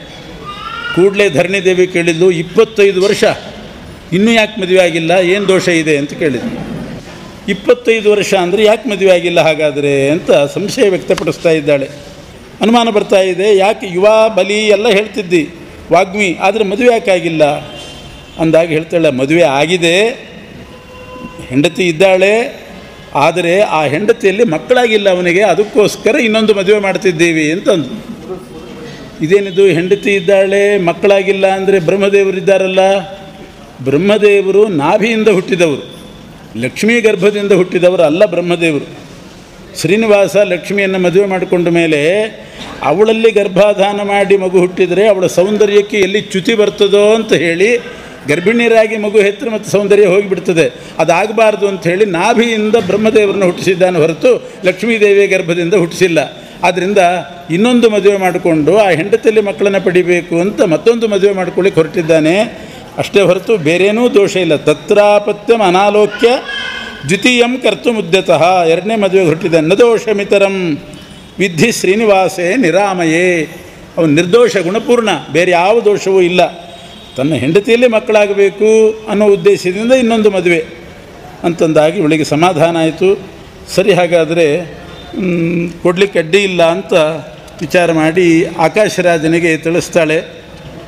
ಎಲ್ಲ ವಿಚಾರ ಹೀಗೆ ಬಕುಲಾದೇವಿ ಬಂದಿದ್ದಾಳೆ ಅಂತ ಎಲ್ಲ ಕನ್ಯಾರ್ಥಮಾಗತ ರಾಜನ್ ಬಕುಲ ವೆಂಕಟಾಚಲಾತ್ ಎಲ್ಲ ಹೇಳಿದ ಮೇಲೆ ಆಕಾಶ ರಾಜ ಸರಿ ನನಗೂ ಒಪ್ಪಿಗೆನೆ, ಆದರೂ ಒಂದು ಸಲ ವರ ಮತ್ತು ವಧುಗಳ ನಾಡಿಕೂಟ, ಸೂತ್ರಕೂಟ, ಯೋನಿಕೂಟ ಅಂತ ಅವುಗಳನ್ನೆಲ್ಲ ಪರೀಕ್ಷೆ ಮಾಡಬೇಕು, ಜಾತಕ ಪರೀಕ್ಷೆ ಮಾಡಬೇಕು. ಅದಕ್ಕೆ ಮತ್ತು ವಿವಾಹದ ದಿನವನ್ನು ನಿಶ್ಚಯ ಮಾಡಬೇಕು. ಅದಕ್ಕಾಗಿ ಬೃಹಸ್ಪತ್ಯಾಚಾರ್ಯನ ಬರಮಾಡಿಕೊಳ್ಳೋಣ ಅಂತ ಬೃಹಸ್ಪತ್ಯಾಚಾರ್ಯನ ಹೇಳಿ ಕಳಿಸಿದ್ದಾನೆ. ಆದರೂ ಅದಕ್ಕಿಂತ ಮುಂಚೆ ಒಂದು ಮಾತು, ಮಗಳನ್ನು ಕೇಳೋದು ಒಳ್ಳೆಯದು ತಾನು. ಈಗ ಬಕುಲಾದೇವಿ ಎಲ್ಲ ಹೇಳಿದ್ದು ನಮಗೇನೋ ಒಪ್ಪಿಗೆ ಆಯಿತು, ಮಗಳನ್ನು ಒಂದು ಸಲ ಕೇಳಿಬಿಡೋಣ ಅಂತ, ಅದಾಗಬಹುದಾ ಅಂತ ಇನ್ನೊಂದು ಸಲ ಕೇಳಬೇಕು. ಒಳಗಡೆ ಬಂದು ಆಕಾಶರಾಜ ಮಗಳನ್ನು ಕೇಳಿದ್ನಂತೆ. ಬಕುಲಾದೇವಿ ಬಂದಿದ್ದಾಳೆ, ವರನ ಬಗ್ಗೆ ಎಲ್ಲ ಹೇಳಿದ್ದು ನೀನು ಕೇಳಿಸ್ಕೊಂಡಿರ್ತೀವಿ, ಒಳಗೆ ನಿಂತ್ಕೊಂಡು ಮಾತುಕತೆ ಎಲ್ಲ ಕೇಳಿಸ್ಕೊಂಡಿರ್ತಾರೆ. ಆಗಬಹುದೇ ಆ ವರ ಅಂತ ಕೇಳಿದರೆ ಬೇಡಪ್ಪ ಅಂದಂತ. ಎಲ್ಲ ಸರಿ ಹೋಗಿದೆ, ಇಷ್ಟು ವರನ ಬಗ್ಗೆ ಹೇಳಿದರೆ ಬೇಡ ಅಂತಿದ್ದಾಳೆ. ಆಕಾಶರಾಜನಿಗೆ ಮತ್ತೆ ಚಿಂತೆ ಶುರುವಾಯಿತು. ಎಲ್ಲ ಸರಿ ಹೋಗಿ ಮಗಳು ಮಾತ್ರ ಬೇಡ ಅಂತಿದ್ದಾಳಲ್ಲ. ಹೆಂಡತಿ ಹತ್ರ ಬಂದು ತನ್ನ ಗೋಳು ಹೇಳ್ಕೊಂಡ, ಎಲ್ಲ ಸರಿ ಹೋಗಿತ್ತು, ವರ ಎಲ್ಲ ಒಪ್ಪಿಗೆ ಆಯಿತು, ನಿನಗೂ ಒಪ್ಪಿಗೆ ಆಗಿದೆ, ನನಗೂ ಸರಿ ಹೋಯಿತು, ಆದರೆ ಮಗಳು ಮಾತ್ರ ಬೇಡ ಅಂತಿದ್ದಾಳಲ್ಲ ಅಂತ. ಆಗ ಧರಣಿದೇವಿ ಹೇಳಿದ್ಲು, ಆ ಹೆಣ್ಣು ಮಕ್ಕಳ ಮಾತು ನಿಮಗೆ ಅರ್ಥ ಆಗೋದಿಲ್ಲ, ಅಪಾರ್ಥ ಮಾಡ್ಕೋಬೇಡಿ. ಬೇಡ ಬೇಡ ಅಂದರೆ ಏನು ಅರ್ಥ ಗೊತ್ತೇನು? ವಿಲಂಬೋ ನೈವ ಕರ್ತವ್ಯ ಶುಭಸ್ಯಾರ್ಥಂ ಶುಭಾನನ. ಬೇಡ ಬೇಡ ಅಂದರೆ ತಡ ಮಾಡೋದು ಬೇಡ ಅಂತ ಅರ್ಥ ಅಷ್ಟೇ ಹೊರತು ವರ ಬೇಡ ಅಂತಲ್ಲ, ಮದುವೆ ಬೇಡ ಅಂತ ಅರ್ಥ ಅಲ್ಲ. ವಿಲಂಬೋ ನೈವ ಕರ್ತವ್ಯ. ಮದುವೆ ಮಾಡ್ತೀನಮ್ಮ, ವರ ಬಂದಿದ್ದಾನೆ, ಆಗ್ಬೋದು ಅಂತ ಕೇಳಿದ್ರೆ ಧಾರಾಳ ಮಾಡಪ್ಪ, ಅದಕ್ಕೆ ಕಾಯ್ತಿದ್ದೀನಿ ಅಂತ ಯಾರು ಹೇಳ್ತಾರೆ? ಅದಕ್ಕೆ ಕಾಯ್ಕೊಂಡು ಕೂತಿದ್ದೀನಿ ನಾನು ಅಂತ ಹೇಳ್ತಾರೆ ಯಾರಾದರೂ? ನಾಚಿಕೆಗೆ ಬೇಡ ಬೇಡ ಅಂತಲೇ ಅಂತಾರೆ. ಅದಕ್ಕೆ ಅರ್ಥ ಮಾತ್ರ ತಡ ಮಾಡೋದು ಬೇಡ ಅಂತ ಅರ್ಥ ಅಷ್ಟೇ. ವಿಲಂಬೋ ನೈವ ಕರ್ತವ್ಯ ಶುಭಸ್ಯಾರ್ಥಂ ಶುಭಾನನ. ಆಕಾಶರಾಜ ಅಂದ, ಈ ಮಾತು ನನಗೆ ಹೇಗೆ ಅರ್ಥ ಆಗಬೇಕು? ನೀನು ನನ್ನ ಮದುವೆ ಮಾಡ್ಕೊಳ್ಳುವಾಗ ಹೀಗೆ ಹೇಳಿದ್ಯೋ ಏನೋ, ಯಾರಿಗೆ ಗೊತ್ತು? ಆದ್ದರಿಂದ ನಿನಗೆ ಅರ್ಥ ಆಗ್ತದೆ ಅಂಥೇಳಿ, ಸಾಧಯಸ್ವ ಮಹಾರಾಜ ವಿವಾಹಂ ವಿಧಿಪೂರ್ವಕಂ. ಹಾಗಾದ್ರೆ ವಿಧಿಪೂರ್ವಕವಾಗಿ ವಿವಾಹವನ್ನು ಮಾಡಿಬಿಡಿ ಅಂತ ಹೇಳಿದ್ಲು. ಆಮೇಲೆ ವಸುದಾನನನ್ನು ಸ್ವರ್ಗಲೋಕಕ್ಕೆ ಕಳಿಸಿದ್ದಾನೆ. ಬೃಹಸ್ಪತ್ಯಾಚಾರ್ಯನ ಕರ್ಕೊಂಡು ಬಾ ಅಂತ ಒಂದು ಪತ್ರ ಬರೆದು, ಆ ಪತ್ರಕ್ಕೆ 4 ಮೂಲೆಗಳಲ್ಲಿ ಅರಿಶಿನ, ಕುಂಕುಮ, ಎಣ್ಣೆಯಲ್ಲಿ ಬೆರೆಸಿ ಅದನ್ನೆಲ್ಲ ಹಚ್ಚಿ ಇದು ಶುಭ ಸೂಚಕವಾದ ಪತ್ರ ಅಂತ ತೋರಿಸಲಿಕ್ಕೆ ಅದನ್ನೆಲ್ಲ ಮಾಡಿ ಕಳಿಸಿದ. ಬಹಳ ಸಂತೋಷದಿಂದ 2 ಕೈಯಿಂದ ಆ ಪತ್ರವನ್ನು ಇಸ್ಕೊಂಡ್ರಂತೆ ಬೃಹಸ್ಪತ್ಯಾಚಾರ್ಯರು. ವಸುದಾನ ಕೊಟ್ಟ ಪತ್ರವನ್ನು 1 ಕೈಯಿಂದ ಇಸ್ಕೊಳ್ಬಾರ್ದು, ಕರದ್ವಯೇನ 2 ಕೈಯಿಂದ, ಗೌರವಯುತವಾಗಿ 2 ಕೈಯಿಂದ. ಭಾಗವತದಲ್ಲಿ ಒಂದು ಕಡೆ ಬರ್ತದೆ, ಅಂಬರೀಷ ಅನ್ನೋ ಮಹಾರಾಜ ಇದ್ದಂತೆ. ಅಂಬರೀಷ ಮಹಾರಾಜ ಎಷ್ಟು ಭಕ್ತನಾಗಿದ್ದ ಅಂತಂದರೆ, ತಾನೇ ತನ್ನ ಊರಿನ ದೇವಾಲಯಕ್ಕೆ ಹೋಗಿ 2 ಕೈಯಿಂದ ಹರಿಮಂದಿರ ಮಾರ್ಜನ ಮಾಡ್ತಿದ್ದಂತೆ. 2 ಕೈಯಿಂದ ತಾನು ಹರಿಮಂದಿರವನ್ನು ಮಾರ್ಜನ ಮಾಡೋದು, ಒರೆಸೋದು ಮಾಡ್ತಿದ್ದಂತೆ. ಪ್ರತಿನಿತ್ಯ ಪುರಾಣ ಕೇಳ್ತಿದ್ದಂತೆ. ಪುರಾಣ ಹೇಗೆ ಕೇಳ್ತಿದ್ದ ಅಂತಂದರೆ 1 ಕಿವಿಯಿಂದ ಕೇಳ್ತಿದ್ದ ಅಂತ ಬರೀತಾರೆ. ಆ ಅಂಬರೀಷ ಕರವು ಹರೇರ್ ಮಂದಿರ ಮಾರ್ಜನಾದಿಷು 2 ಕೈಯಿಂದ ಹರಿಮಂದಿರ ಮಾರ್ಜನ ಮಾಡ್ತಿದ್ದ. ಶ್ರುತಿಂ ಚಕಾರ ಅಚ್ಯುತ ಸತ್ಕಥೋದಯೇ. ಅಚ್ಯುತನ ಕಥೆ ಕೇಳಲಿಕ್ಕೆ ಮಾತ್ರ 1 ಕಿವಿಯನ್ನು ಉಪಯೋಗಿಸ್ತಿದ್ದ ಅಂತ ಬರೀತಾರೆ. ಶ್ರುತಿಂ ಏಕವಚನ, ಕರವು ದ್ವಿವಚನ. ಕಥೆ ಕೇಳುವಾಗ 1 ಕಿವಿಯಿಂದ ಕೇಳಲಿಕ್ಕೆ ಬರ್ತದ? 2 ಕಿವಿಗೆ ಬಿದ್ದೇ ಬೀಳ್ತದೆ. ಆದರೆ ಕೈ ಮಾತ್ರ 2 ಅಥವಾ 1 ಉಪಯೋಗಿಸ್ಬೋದು. 2 ಕೈಯಿಂದ ಹರಿಮಂದಿರ ಮಾರ್ಜನ ಮಾಡ್ತಿದ್ದ ಅಂದರೆ ಅರ್ಥ ಏನು? 2 ಕೈಯಿಂದ ಹರಿಮಂದಿರ ಅಂದರೆ ಅಷ್ಟು ಗೌರವ. ಮಂಗಳಾರತಿ ಮಾತ್ರ 1 ಕೈಯಲ್ಲಿ ತೊಗೋಬೇಕು, ಅದು 2 ಕೈಯಲ್ಲಲ್ಲ. ಇನ್ನೆಲ್ಲ 2 ಕೈಯಲ್ಲಿ ಮಾಡಬೇಕು. ವಸುದಾನ ಕೊಟ್ಟ ಪತ್ರವನ್ನು ಬೃಹಸ್ಪತ್ಯಾಚಾರ್ಯರು ಕರದ್ವಯೇನ ತಾಮಾಶು 2 ಕೈಯಿಂದ ಇಸ್ಕೊಂಡ್ರಂತೆ ಗೌರವಯುತವಾಗಿ. 1 ಕಿವಿಯಿಂದ ಹರಿಕಥೆ ಕೇಳ್ತಿದ್ದ ಅಂದರೆ ಇದೇನರ್ಥ? 1 ಕಿವಿಯಿಂದ ಕೇಳ್ತಿದ್ದ, ಇನ್ನೊಂದು ಕಿವಿಯಿಂದ ಬಿಡ್ತಿದ್ದ ಅಂತ ಅರ್ಥ ಅಲ್ಲ. 1 ಕಿವಿಯಿಂದ ಕೇಳ್ತಿದ್ದ ಅಂದರೆ ಭಗವಂತನ ಕಥೆ, ಪುರಾಣ ಕಥೆ ಕೇಳುವಾಗ ಬಲಗಿವಿಯಿಂದ ಕೇಳ್ತಿದ್ದ. 1 ಕಿವಿಯಿಂದ ಅಂದರೆ ಯಾಕೆ ಅಂದರೆ ಮಂತ್ರತುಲ್ಯ ಅಂತ ಅರ್ಥ. ಪುರಾಣ ಅಂದರೆ ಮಂತ್ರಕ್ಕೆ ಸಮಾನ. ಯಾವುದಾದ್ರೂ ಮಹಾಮಂತ್ರ ಉಪದೇಶ ಕೊಡುವಾಗ ಗುರುಗಳು ಶಿಷ್ಯ ಹೇಗೆ ತಗೊಳ್ಬೇಕು? ಬಲಗಿವಿಯನ್ನು ಗುರುಗಳ ಕಡೆ ಮಾಡಿ, ಬಾಯಿ ಕಡೆ ಮಾಡಿ, ಆ ಬಲಗಿವಿಗೆ ಮಾತ್ರ ಕೇಳಿರಬೇಕು. ಆ ರೀತಿ ಮಂತ್ರೋಪದೇಶ ಕೊಡಬೇಕು. ತೊಡೆ ಮೇಲೆ ಕೂಡಿಸ್ಕೊಂಡು ಅದಕ್ಕೆ ಒಟ್ಟುವನ್ನು ಬಲಗಿವಿಯಲ್ಲಿ ಹೇಳ್ತಿರ್ತಾರೆ ಮಂತ್ರೋಪದೇಶವನ್ನು. ಗಾಯತ್ರಿ ಮಂತ್ರ ಎಲ್ಲ ಕೊಡುವಾಗ ತೊಡೆ ಮೇಲೆ ಕೂತ್ಕೊಂಡು ಕಿವಿ ಹತ್ತಿರ ಬಲಗಿವಿಯಲ್ಲಿ ಹೇಳಬೇಕು. ಎಡಗಿವಿ ಬೀಳಬಾರ್ದು ಮಂತ್ರ. ಭಗವಂತನ ಕಥೆ, ಪುರಾಣ ಕಥೆ ಅದು ಮಂತ್ರಕ್ಕೆ ಸಮಾನ. ಮಂತ್ರ ಕೇಳುವಾಗ ಹೇಗೆ 1 ಕಿವಿಯಿಂದ ಬಲಗಿವಿಯಿಂದ ಮಾತ್ರ ಕೇಳಬೇಕು, ಆ ರೀತಿ ಪುರಾಣವನ್ನು ಕೇಳ್ತಿದ್ದ ಅಂತ ಅದರ ಧ್ವನಿತವಾದ ಅರ್ಥ. ಹಾಗೆ ಇಲ್ಲಿ ಕರದ್ವಯೇನ ತಾಮಾಶು ಗೃಹೀತ್ವಾನಂದ ನಿರ್ಭರ, ಎರಡು ಕೈಯಿಂದ ಪತ್ರ ತಗೊಂಡು ಓದ್ತಾರೆ. ಗೊತ್ತಾಯಿತು. ಬೃಹಸ್ಪತ್ಯಾಚಾರ್ಯರು ಸೀದಾ ಬಂದರು, ಭೂಲೋಕಕ್ಕೆ ಬಂದರು, ಆಕಾಶರಾಜನ ಮನೆಗೆ ಬಂದರು. ಹೇಳ್ತಾ ಇದ್ದಾರೆ, ಪ್ರಶಂಸೆ ಮಾಡಿ, ಒಳ್ಳೆಯ ಕೆಲಸ ಮಾಡಲಿಕ್ಕೆ ಹೊರಟಿದ್ದಿ, ಆದರೆ ಶ್ರೀನಿವಾಸನಿಗೆ ಮಗಳನ್ನು ಕೊಡಬಹುದೋ ಬಿಡಬಹುದೋ ಅನ್ನೋ ವಿಚಾರಕ್ಕೆ ನನ್ನ ಕರೆಸಿದ್ದಿ, ನಾನು ಪೂರ್ತಿ ಹೇಳಲಾರೆ ಅಂತಂದು. ಯಾಕೆ ಅಂದರೆ ಶ್ರೀನಿವಾಸನ ವಿಚಾರ ನನಗೆ ಹೆಚ್ಚು ಗೊತ್ತಿಲ್ಲ ಅಂತಾರೆ ಬೃಹಸ್ಪತ್ಯಾಚಾರ್ಯ. ಯಾರಿಗೆ ಹೇಳಲಿಕ್ಕೆ ಸಾಧ್ಯ? ಅವನೆಂಥವನು ಏನು ಎಲ್ಲ ಹೇಗೆ ಹೇಳಲಿಕ್ಕೆ ಸಾಧ್ಯ? ಯಥೋ ವಾಚೋ ನಿವರ್ತಂತೆ ಅಪ್ರಾಪ್ಯ ಮನಸಾ ಸಹ, ಮನೋವಾಚ ಅಗೋಚರ, ಅವನ ಬಗ್ಗೆ ಪೂರ್ತಿ ಹೇಳಲಿಕ್ಕೆ ಸಾಧ್ಯ ಇಲ್ಲ. ಗೊತ್ತಿದೆ, ಗೊತ್ತಿಲ್ಲ, ಎರಡೂ ಸರಿ. ಮೇರೋ ರೂಪಂ ವಿಪಶ್ಚಿತ ಅಂತನೋ ಹಾಗೆ ಪಶ್ಯಂತೋಪಿ ನ ಪಶ್ಯಂತಿ, ಗೊತ್ತಿದೆ, ಪೂರ್ತಿ ಗೊತ್ತಿಲ್ಲ. ಅದರಿಂದ ನಾನು ಹೆಚ್ಚಿಗೆ ಹೇಳಲಾರೆ. ಶುಕಾಚಾರ್ಯರಿಗೆ ನನಗಿಂತ ಜಾಸ್ತಿ ಗೊತ್ತು, ಶುಕಾಚಾರ್ಯನ ಕರೆದು ಕೇಳು ಅಂತ ಇದ್ದದ್ದು ಹೇಳಿದರು ಬೃಹಸ್ಪತ್ಯಾಚಾರ್ಯ. ಯಾಕೆ ಶುಕಾಚಾರ್ಯರು ತಾರತಮ್ಯದಲ್ಲಿ 5ನೇ ಕಕ್ಷೆ, ಬೃಹಸ್ಪತ್ಯಾಚಾರ್ಯರು 10ನೇ ಕಕ್ಷೆ. ಅದರಿಂದ ನನಗಿಂತ ಚೆನ್ನಾಗಿ ಶುಕಾಚಾರ್ಯಗೆ ಗೊತ್ತು, ಕೇಳು. ಸರಿ ಹಾಗಾದರೆ ಅಂತ ಹೇಳಿ ಶುಕಾಚಾರ್ಯಗೆ ಒಂದು ಪತ್ರ ಬರೆದ ಆಕಾಶರಾಜ. ತೋಂಡಮಾನನ್ನು ಕಳಿಸಿದ, ತನ್ನ ತಮ್ಮ ತೋಂಡಮಾನ ರಾಜನ್ನು ಕಳಿಸಿದ. ಶುಕಾಚಾರ್ಯ ಆಶ್ರಮಕ್ಕೆ ಹೋಗಿ ನನ್ನ ಮಗಳನ್ನು ಪದ್ಮಾವತಿಯನ್ನು ಶ್ರೀನಿವಾಸನಿಗೆ ಕೊಟ್ಟು ಮದುವೆ ಮಾಡ್ತಿದ್ದೀನಿ, ಅದ್ರ ಬಗ್ಗೆ ಸಲಹೆ ಕೇಳಲಿಕ್ಕೆ ನಮ್ಮಣ್ಣ ಕರಿತಿದ್ದಾನೆ ಅಂತ ಹೇಳಿ ಕರ್ಕೊಂಡು ಬಾ ಅಂತ ಕಳಿಸಿದ. ತೋಂಡಮಾನ ರಾಜ ಶುಕಾಶ್ರಮಕ್ಕೆ ಬಂದ. ಯಾಕೆಂದರೆ ಶುಕಾಚಾರ್ಯಗೆ ಜಾಸ್ತಿ ಗೊತ್ತಿದೆ ಅನ್ನೋದಕ್ಕೆ ಇನ್ನೊಂದು ಕಾರಣ, ವೆಂಕಟಾಚಲದ ಹತ್ತಿರನೇ ಶುಕಾಶ್ರಮ, ಪದ್ಮಾವತಿ ಸರೋವರದ ಹತ್ತಿರ ಶುಕಾಚಾರ್ಯರ ಆಶ್ರಮ ಇರೋದು. ಆದ್ದರಿಂದ ಮತ್ತು ವೆಂಕಟಾಚಲದವ್ರ ಪರಿಚಯ ಜಾಸ್ತಿ ಇದ್ದೇ ಇರ್ತದೆ. ಇವನು ವೆಂಕಟಾಚಲದಲ್ಲಿರೋದು, ಬೃಹಸ್ಪತ್ಯಾಚಾರ್ಯ ಸ್ವರ್ಗದಲ್ಲಿರೋದು, ಶುಕಾಚಾರ್ಯರು ಅಲ್ಲೇ ಶುಕಾಶ್ರಮ ವೆಂಕಟಾಚಲದ ಹತ್ತಿರ. ಇವನು ತೋಂಡಮಾನ ರಾಜ ಬಂದ. ಆ ಆಶ್ರಮದಲ್ಲಿ ಶುಕಾಚಾರ್ಯರು ಧ್ಯಾನಮಗ್ನರಾಗಿ ಕೂತಿದ್ರು, ಕಣ್ಣು ಮುಚ್ಚಿಕೊಂಡು ಕೂತ್ಬಿಟ್ಟಿದ್ರು. ಡಿಸ್ಟರ್ಬ್ ಮಾಡಬಾರ್ದು, ಎಲ್ಲಿ ಬೈತಾರೋ ಅಂತ ಸುಮ್ಮನೆ ಹಾಗೆ ನಿಂತ. 5-10 ನಿಮಿಷ ಆಯಿತು. ಸ್ವಲ್ಪ ಹೊತ್ತಾದ ಕೂಡಲೇ ಅವರ ಧ್ಯಾನ ಮುಗೀತು, ಕಣ್ಣು ಬಿಟ್ಟರು. ತೋಂಡಮಾನ ರಾಜ ಆ ಪತ್ರ ಮುಂದಿಟ್ಟು, ನಮ್ಮ ಅಣ್ಣ ಹೇಳಿ ಕಳಿಸಿದ್ದಾನೆ, ಮಗಳನ್ನು ಶ್ರೀನಿವಾಸನಿಗೆ ಕೊಟ್ಟು ಮದುವೆ ಮಾಡ್ತಾನಂತೆ, ಆ ಬಗ್ಗೆ ನಿಮ್ಮ ಹತ್ರ ಸಲಹೆ ಕೇಳಲಿಕ್ಕೆ ಕರೆದಿದ್ದಾನೆ ಅಂತ ಹೇಳಿದ ಕೂಡಲೇ ಆ ಶುಕಾಚಾರ್ಯರು ಪಕ್ಕದಲ್ಲಿರೋ ಕಮಂಡಲು ತೊಗೊಂಡು ಭಲೆ ಅಂತ ನೆಲೆ ಕಪ್ಪಳಿಸಿದ್ರಂತೆ. ಕಮಂಡಲು ಪುಡಿ ಪುಡಿ ಆಗೋಯ್ತು. ಆಮೇಲೆ ತಾವು ಹಾಕ್ಕೊಂಡು ತುಳಸಿ ಮಣಿಯೆಲ್ಲ ತೆಗೆದು ಹರಿದು ಹಾಕಿಬಿಟ್ರಂತೆ. ಪದ್ಮಾಕ್ಷಮಾಲ, ಕಮಲಾಕ್ಷಮಾಲ, ತುಳಸಿ ಮಾಲೆ ಎಲ್ಲ ಹರಿದು ಹಾಕಿದರು. ಮೇಲ್ಗಡೆ ಶಾಟಿ ತೊಗೊಂಡು ಅದನ್ನು ಹರಿದು ಹಾಕಿದರು. ಕೃಷ್ಣಾಜಿನದ ಮೇಲೆ ಕೂತಿದ್ರು, ಕೃಷ್ಣಾಜಿನ ಹರಿದು ಹಾಕಿದರು. ಏನೇನು ಸಾಮಾನು ಸಿಕ್ತೋ ಎಲ್ಲ ನೆಲಕ್ಕೆ ಬಡಿಯೋದು, ಭಲೆ ಅಂತ ಅನ್ನೋದು, ಕುಣಿದಾಡೋದು, ಕುಪ್ಪಳಿಸೋದು, ಕೂಗೋದು, ಆ ರೀತಿ ಉತ್ಸಾಹದಲ್ಲಿ ಕುಣಿದು ಕುಪ್ಪಳಿಸಿ ಏನೇನೋ ಮಾಡಿಬಿಟ್ರು. ಒಂದು 5 ನಿಮಿಷ 10 ನಿಮಿಷ ಮೈಮೇಲೆ ಎಚ್ಚರಿಕೆಯಿಲ್ಲ, ಪರವಶರಾಗಿ ಕುಣಿತಾ ಇದ್ದಾರೆ ಶುಕಾಚಾರ್ಯರು. ತೋಂಡಮಾನ ರಾಜ ಗಾಬರಿ ಆಗಿಬಿಟ್ಟ. ಇಂಥ ದೃಶ್ಯ ನೋಡೇ ಇಲ್ಲ ಅವನು, ಎಲ್ಲೆಲ್ಲೂ ನೋಡಿಲ್ಲ. ಶುಕಾಚಾರ್ಯನ ಕರ್ಕೊಂಡು ಬಾರು ಅಂತ ಹೇಳಿದ್ರು, ಗಂಭೀರವಾಗಿ ಬಂದು ಪತ್ರ ಕೊಟ್ಟು ಹೇಳಿದ್ರು, ಹಿಂಗೆ ಕುಣಿದ್ರೆ ಏನು ಮಾಡಬೇಕು, ನನಗೇನು ಮಾಡಿಬಿಡ್ತಾರೋ ಅಂತ ಅವನಿಗೆ ಹೆದರಿಕೆ. ಅದಕ್ಕೆ ದೂರ ಹೋಗಿ ನಿಂತಿದ್ದಾನೆ. ಒಂದು 10-15 ನಿಮಿಷ ಆದಮೇಲೆ ಮೈಮೇಲೆ ಎಚ್ಚರಿಕೆ ಬಂತು, ಪರವಶತೆ ಹೋಯಿತು.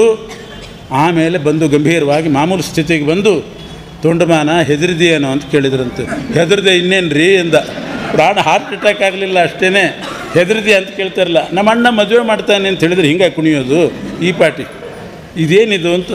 ನೀನೇನು ತಪ್ಪು ತಿಳ್ಕೊಬೇಡ, ಆಗಾಗ್ಗೆ ನನಗೆ ಹುಚ್ಚು ಹಿಡಿತಿರ್ತದೆ ಅಂದರು.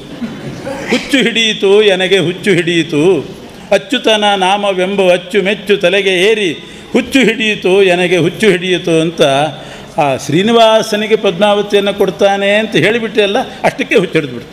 ನಮ್ಮ ಕಣ್ಣೆದುರಿಗೆ ಶ್ರೀನಿವಾಸ ಪದ್ಮಾವತಿಯರ ಕಲ್ಯಾಣೋತ್ಸವ, ಅದನ್ನು ನೋಡೋ ಭಾಗ್ಯ ಬಂತಲ್ಲ ಅಂತ ಹುಚ್ಚಿಡಿದು ಹಿಂಗೆ ಕುಣಿದೆ. ಹಾಗಾಗಿ ಭಗವಂತನ ನಾಮ ಕೇಳಿದಾಗ ಹೀಗೆ ಆಗ್ತಿರ್ತದೆ ನನಗೆ, ಇನ್ನೇನು ಅಪಾರ್ಥ ಮಾಡ್ಕೋಬೇಡ ಅಂತ ಹೇಳಿ ನಿಮ್ಮ ಅಣ್ಣ ಆಕಾಶರಾಜ ತನಗೆ ಮಾತ್ರ ಅಲ್ಲ, ಇಡೀ ಪ್ರಪಂಚಕ್ಕೆ ಶ್ರೇಯಸ್ಸಾಧನವಾದಂತಹ ಕಾರ್ಯ ಮಾಡಲಿಕ್ಕೆ ಹೊರಟಿದ್ದಾನೆ. ತನಗೆ ಮಾತ್ರ ಪುಣ್ಯ ಅಲ್ಲ, ಇಡೀ ಜಗತ್ತಿಗೆ ಪುಣ್ಯಕರವಾದಂಥ ಕಾರ್ಯ ಮಾಡಲಿಕ್ಕೆ ಹೊರಟಿದ್ದಾನೆ. ನಡಿ ಹೋಗೋಣ, ಆದರೂ ಒಂದು 5 ನಿಮಿಷ ತಡಿ, ತುಳಸಿ ಮಣಿ ಎಲ್ಲ ರೆಡಿ ಮಾಡ್ಕೋತೀನಿ ಅಂದರು. ಎಲ್ಲ ಹರಿದು ಹಾಕಿಬಿಟ್ಟಿದ್ರು. ಆಮೇಲೆ ಎಕ್ಸ್ಟ್ರಾ ಇಟ್ಕೊಂಡಿದ್ರು ಪುಣ್ಯಕ್ಕೆ, ಯಾಕೆಂದರೆ ಗೊತ್ತವ್ರಿಗೆ ಇಂತಿಂಥ ಹುಚ್ಚು ಹಿಡಿತಿರ್ತದೆ ಅಂತ. ಆಮೇಲೆ ಹೊಸ ತುಳಸಿ ಮಣಿ, ಕಮಲಾಕ್ಷಮಾಣಿ, ಆಮೇಲೆ ಕೃಷ್ಣಾಜನ, ಹೊಸ ಶಾಟಿ ಎಲ್ಲ ಸಿದ್ಧತೆ ಪಡಿಸ್ಕೊಂಡು ಆಮೇಲೆ ತೋಂಡಮಾನ ರಾಜನ ಜೊತೆಗೆ ಬಂದು, ನಿನ್ನ ಹತ್ತಿರ ನಾನು ಆಶ್ರಮ ಕಟ್ಕೊಂಡಿದ್ದರಿಂದ ನನಗೆ ದೊಡ್ಡ ಭಾಗ್ಯ ಬಂತು, ನನ್ನ ಸಲಹೆ ಕೇಳಿ ಮದುವೆ ಮಾಡ್ತಿದ್ದೆ ಅಂದರೆ ನನಗೂ ಪುಣ್ಯ, ಪ್ರಶಂಸೆ ಮಾಡು ಅಂತ ಇಷ್ಟೆಲ್ಲ ಹೇಳಿದರು. ಶುಕಾಚಾರ್ಯರು ನಿವೇದನೆ ಮಾಡಿದ ಮೇಲೆ ಆಕಾಶರಾಜ ನಿಶ್ಚಯ ಮಾಡಿದ. ಅಷ್ಟೊತ್ತಿಗೆ ತೋಂಡಮಾನ ರಾಜ ಕರ್ಕೊಂಡು ಬಂದು ಎಲ್ಲ ಹೇಳಿಸಿದ. ಬೃಹಸ್ಪತ್ಯಾಚಾರ್ಯರು ಜಾತಕ ಪರೀಕ್ಷೆ ಮಾಡಿದರು. ನಾಡಿಕೂಟ ಸೂತ್ರಕೂಟ ಅವೆಲ್ಲ ಅನುಕೂಲವಾಗಿದೆ ಅಂತ ಹೇಳಿ ಆದಮೇಲೆ ಮುಂದೆ ಏನು ಮಾಡಬೇಕು ಅಂತ ಕೇಳ್ತಾನೆ. ಮುಂದೆ ನಿಶ್ಚಯಿತಾಂಬೂಲ ಅಂತ ಮಾಡಬೇಕು, ನಿಶ್ಚಿತಾರ್ಥ ಮಾಡಬೇಕು. ಎಲ್ಲ ಬಂಧುಗಳನ್ನು ಕರೆಸಿ ಪುಣ್ಯಾಹವಾಚನ ನಡೆದು ಎಲ್ಲ ಬಂಧುಗಳ ಸಮಕ್ಷಮದಲ್ಲಿ ಇದನ್ನು ನಿಶ್ಚಯ ಮಾಡಬೇಕು ಅಂದಾಗ ಎಲ್ಲ ಬಂಧುಗಳನ್ನು ಬರಮಾಡಿಕೊಂಡ. ಪುಣ್ಯಾಹವಾಚನ ಆಯಿತು. ಆಮೇಲೆ ಎಲ್ಲ ಬಂಧುಗಳನ್ನು ಉದ್ದೇಶಿಸಿ ಆಕಾಶರಾಜ ಹೇಳ್ತಾನೆ, ಪದ್ಮಾವತೀಂ ಪ್ರದಾಸ್ಯಾಮಿ ಶ್ರೀನಿವಾಸಾಯ ಶಾರ್ಂಗಿಣೆ ಯೂಯಂ ಬಂಧುಗಣಾಶ್ಚಾತ್ರ ದಯಾಂ ಕುರುತಮಾಂ ಪ್ರತಿ. ನನ್ನ ಮಗಳು ಪದ್ಮಾವತಿಯನ್ನು ಶ್ರೀನಿವಾಸನಿಗೆ ಕೊಟ್ಟು ಮದುವೆ ಮಾಡ್ತಾ ಇದ್ದೀನಿ. ನೀವೆಲ್ಲ ನನ್ನ ಮೇಲೆ ದಯ ತೋರಿ ಈ ಸಮಾರಂಭದಲ್ಲಿ ಪಾಲ್ಗೊಂಡು ಇದನ್ನು ಯಶಸ್ವಿಯಾಗಿ ಮಾಡಬೇಕು. ದೊಡ್ಡ ಕಾರ್ಯ, ಒಬ್ಬನ ತಲೆ ಮೇಲೆ ಹಾಕಿದರೆ ಮಾಡಲಿಕ್ಕಾಗೋದಿಲ್ಲ. ನೀವೆಲ್ಲ ಓಡಾಡಿ ಈ ಕೆಲಸ ಮಾಡಬೇಕು ಅಂತ ಕೇಳಿಕೊಂಡಿದ್ದಾನೆ. ಮುಂದೇನಾಗಬೇಕು ಅಂತ ಕೇಳಿದಾಗ ಬೃಹಸ್ಪತ್ಯಾಚಾರ್ಯರು ವರನಿಗೊಂದು ಪತ್ರ ಬರೀಬೇಕು ಅಂತ ಹೇಳಿದರು. ನೀವೇ ಬರೆಸ್ರಿ ಅಂತಾನೆ. ಯಾಕೆ ಅವನು ಹೇಳಿ ಕೇಳಿ ಶ್ರೀನಿವಾಸ ಜಗದೀಶ, ನಾನು ನಮಸ್ಕಾರ ಅಂತ ಬರೀಲ್ಲ, ವಯಸ್ಸಿನಲ್ಲಿ ದೊಡ್ಡವನು, ಮಗಳನ್ನು ಕೊಡ್ತಾ ಇದ್ದೀನಿ.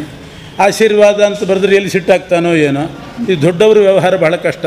ಅದಕ್ಕೆ ದೊಡ್ಡವ್ರ ಹತ್ರ ಹೋಗುವಾಗ ಯಾರಾದರೂ ಒಬ್ಬರು ಆಚಾರ್ಯನ ಕರ್ಕೊಂಡೇ ಹೋಗ್ತಿರ್ತಾರೆ ಮಾತಾಡ್ಲಿಕ್ಕೆ. ತಾವು ಹೋಗೋದೇ ಇಲ್ಲ. ಎಲ್ಲಿ ಏನು ಮಾತಾಡಿದ್ರೆ ಸಿಗ್ಬಿಡ್ತೀವೋ ಅಂತ ಅವರೇ ಎಲ್ಲ ಮಾತಾಡೋದು. ಇವ್ರು ಬರೀ ಮಂತ್ರಾಕ್ಷೆ ತೊಗೊಂಡು ಹೋಗೋದಷ್ಟೇ. ಎಲ್ಲ ನಿಶ್ಚಯ ಅವರೇ ಮಾತಾಡಿರ್ತಾರೆ. ಹಾಗೆ ಏನು ಬರೆಸ್ಬೇಕು, ನೀವೇ ಬರೆಸಿ ಅಂತಂದಾಗ ಬರೆಸ್ತಾ ಇದ್ದಾರೆ.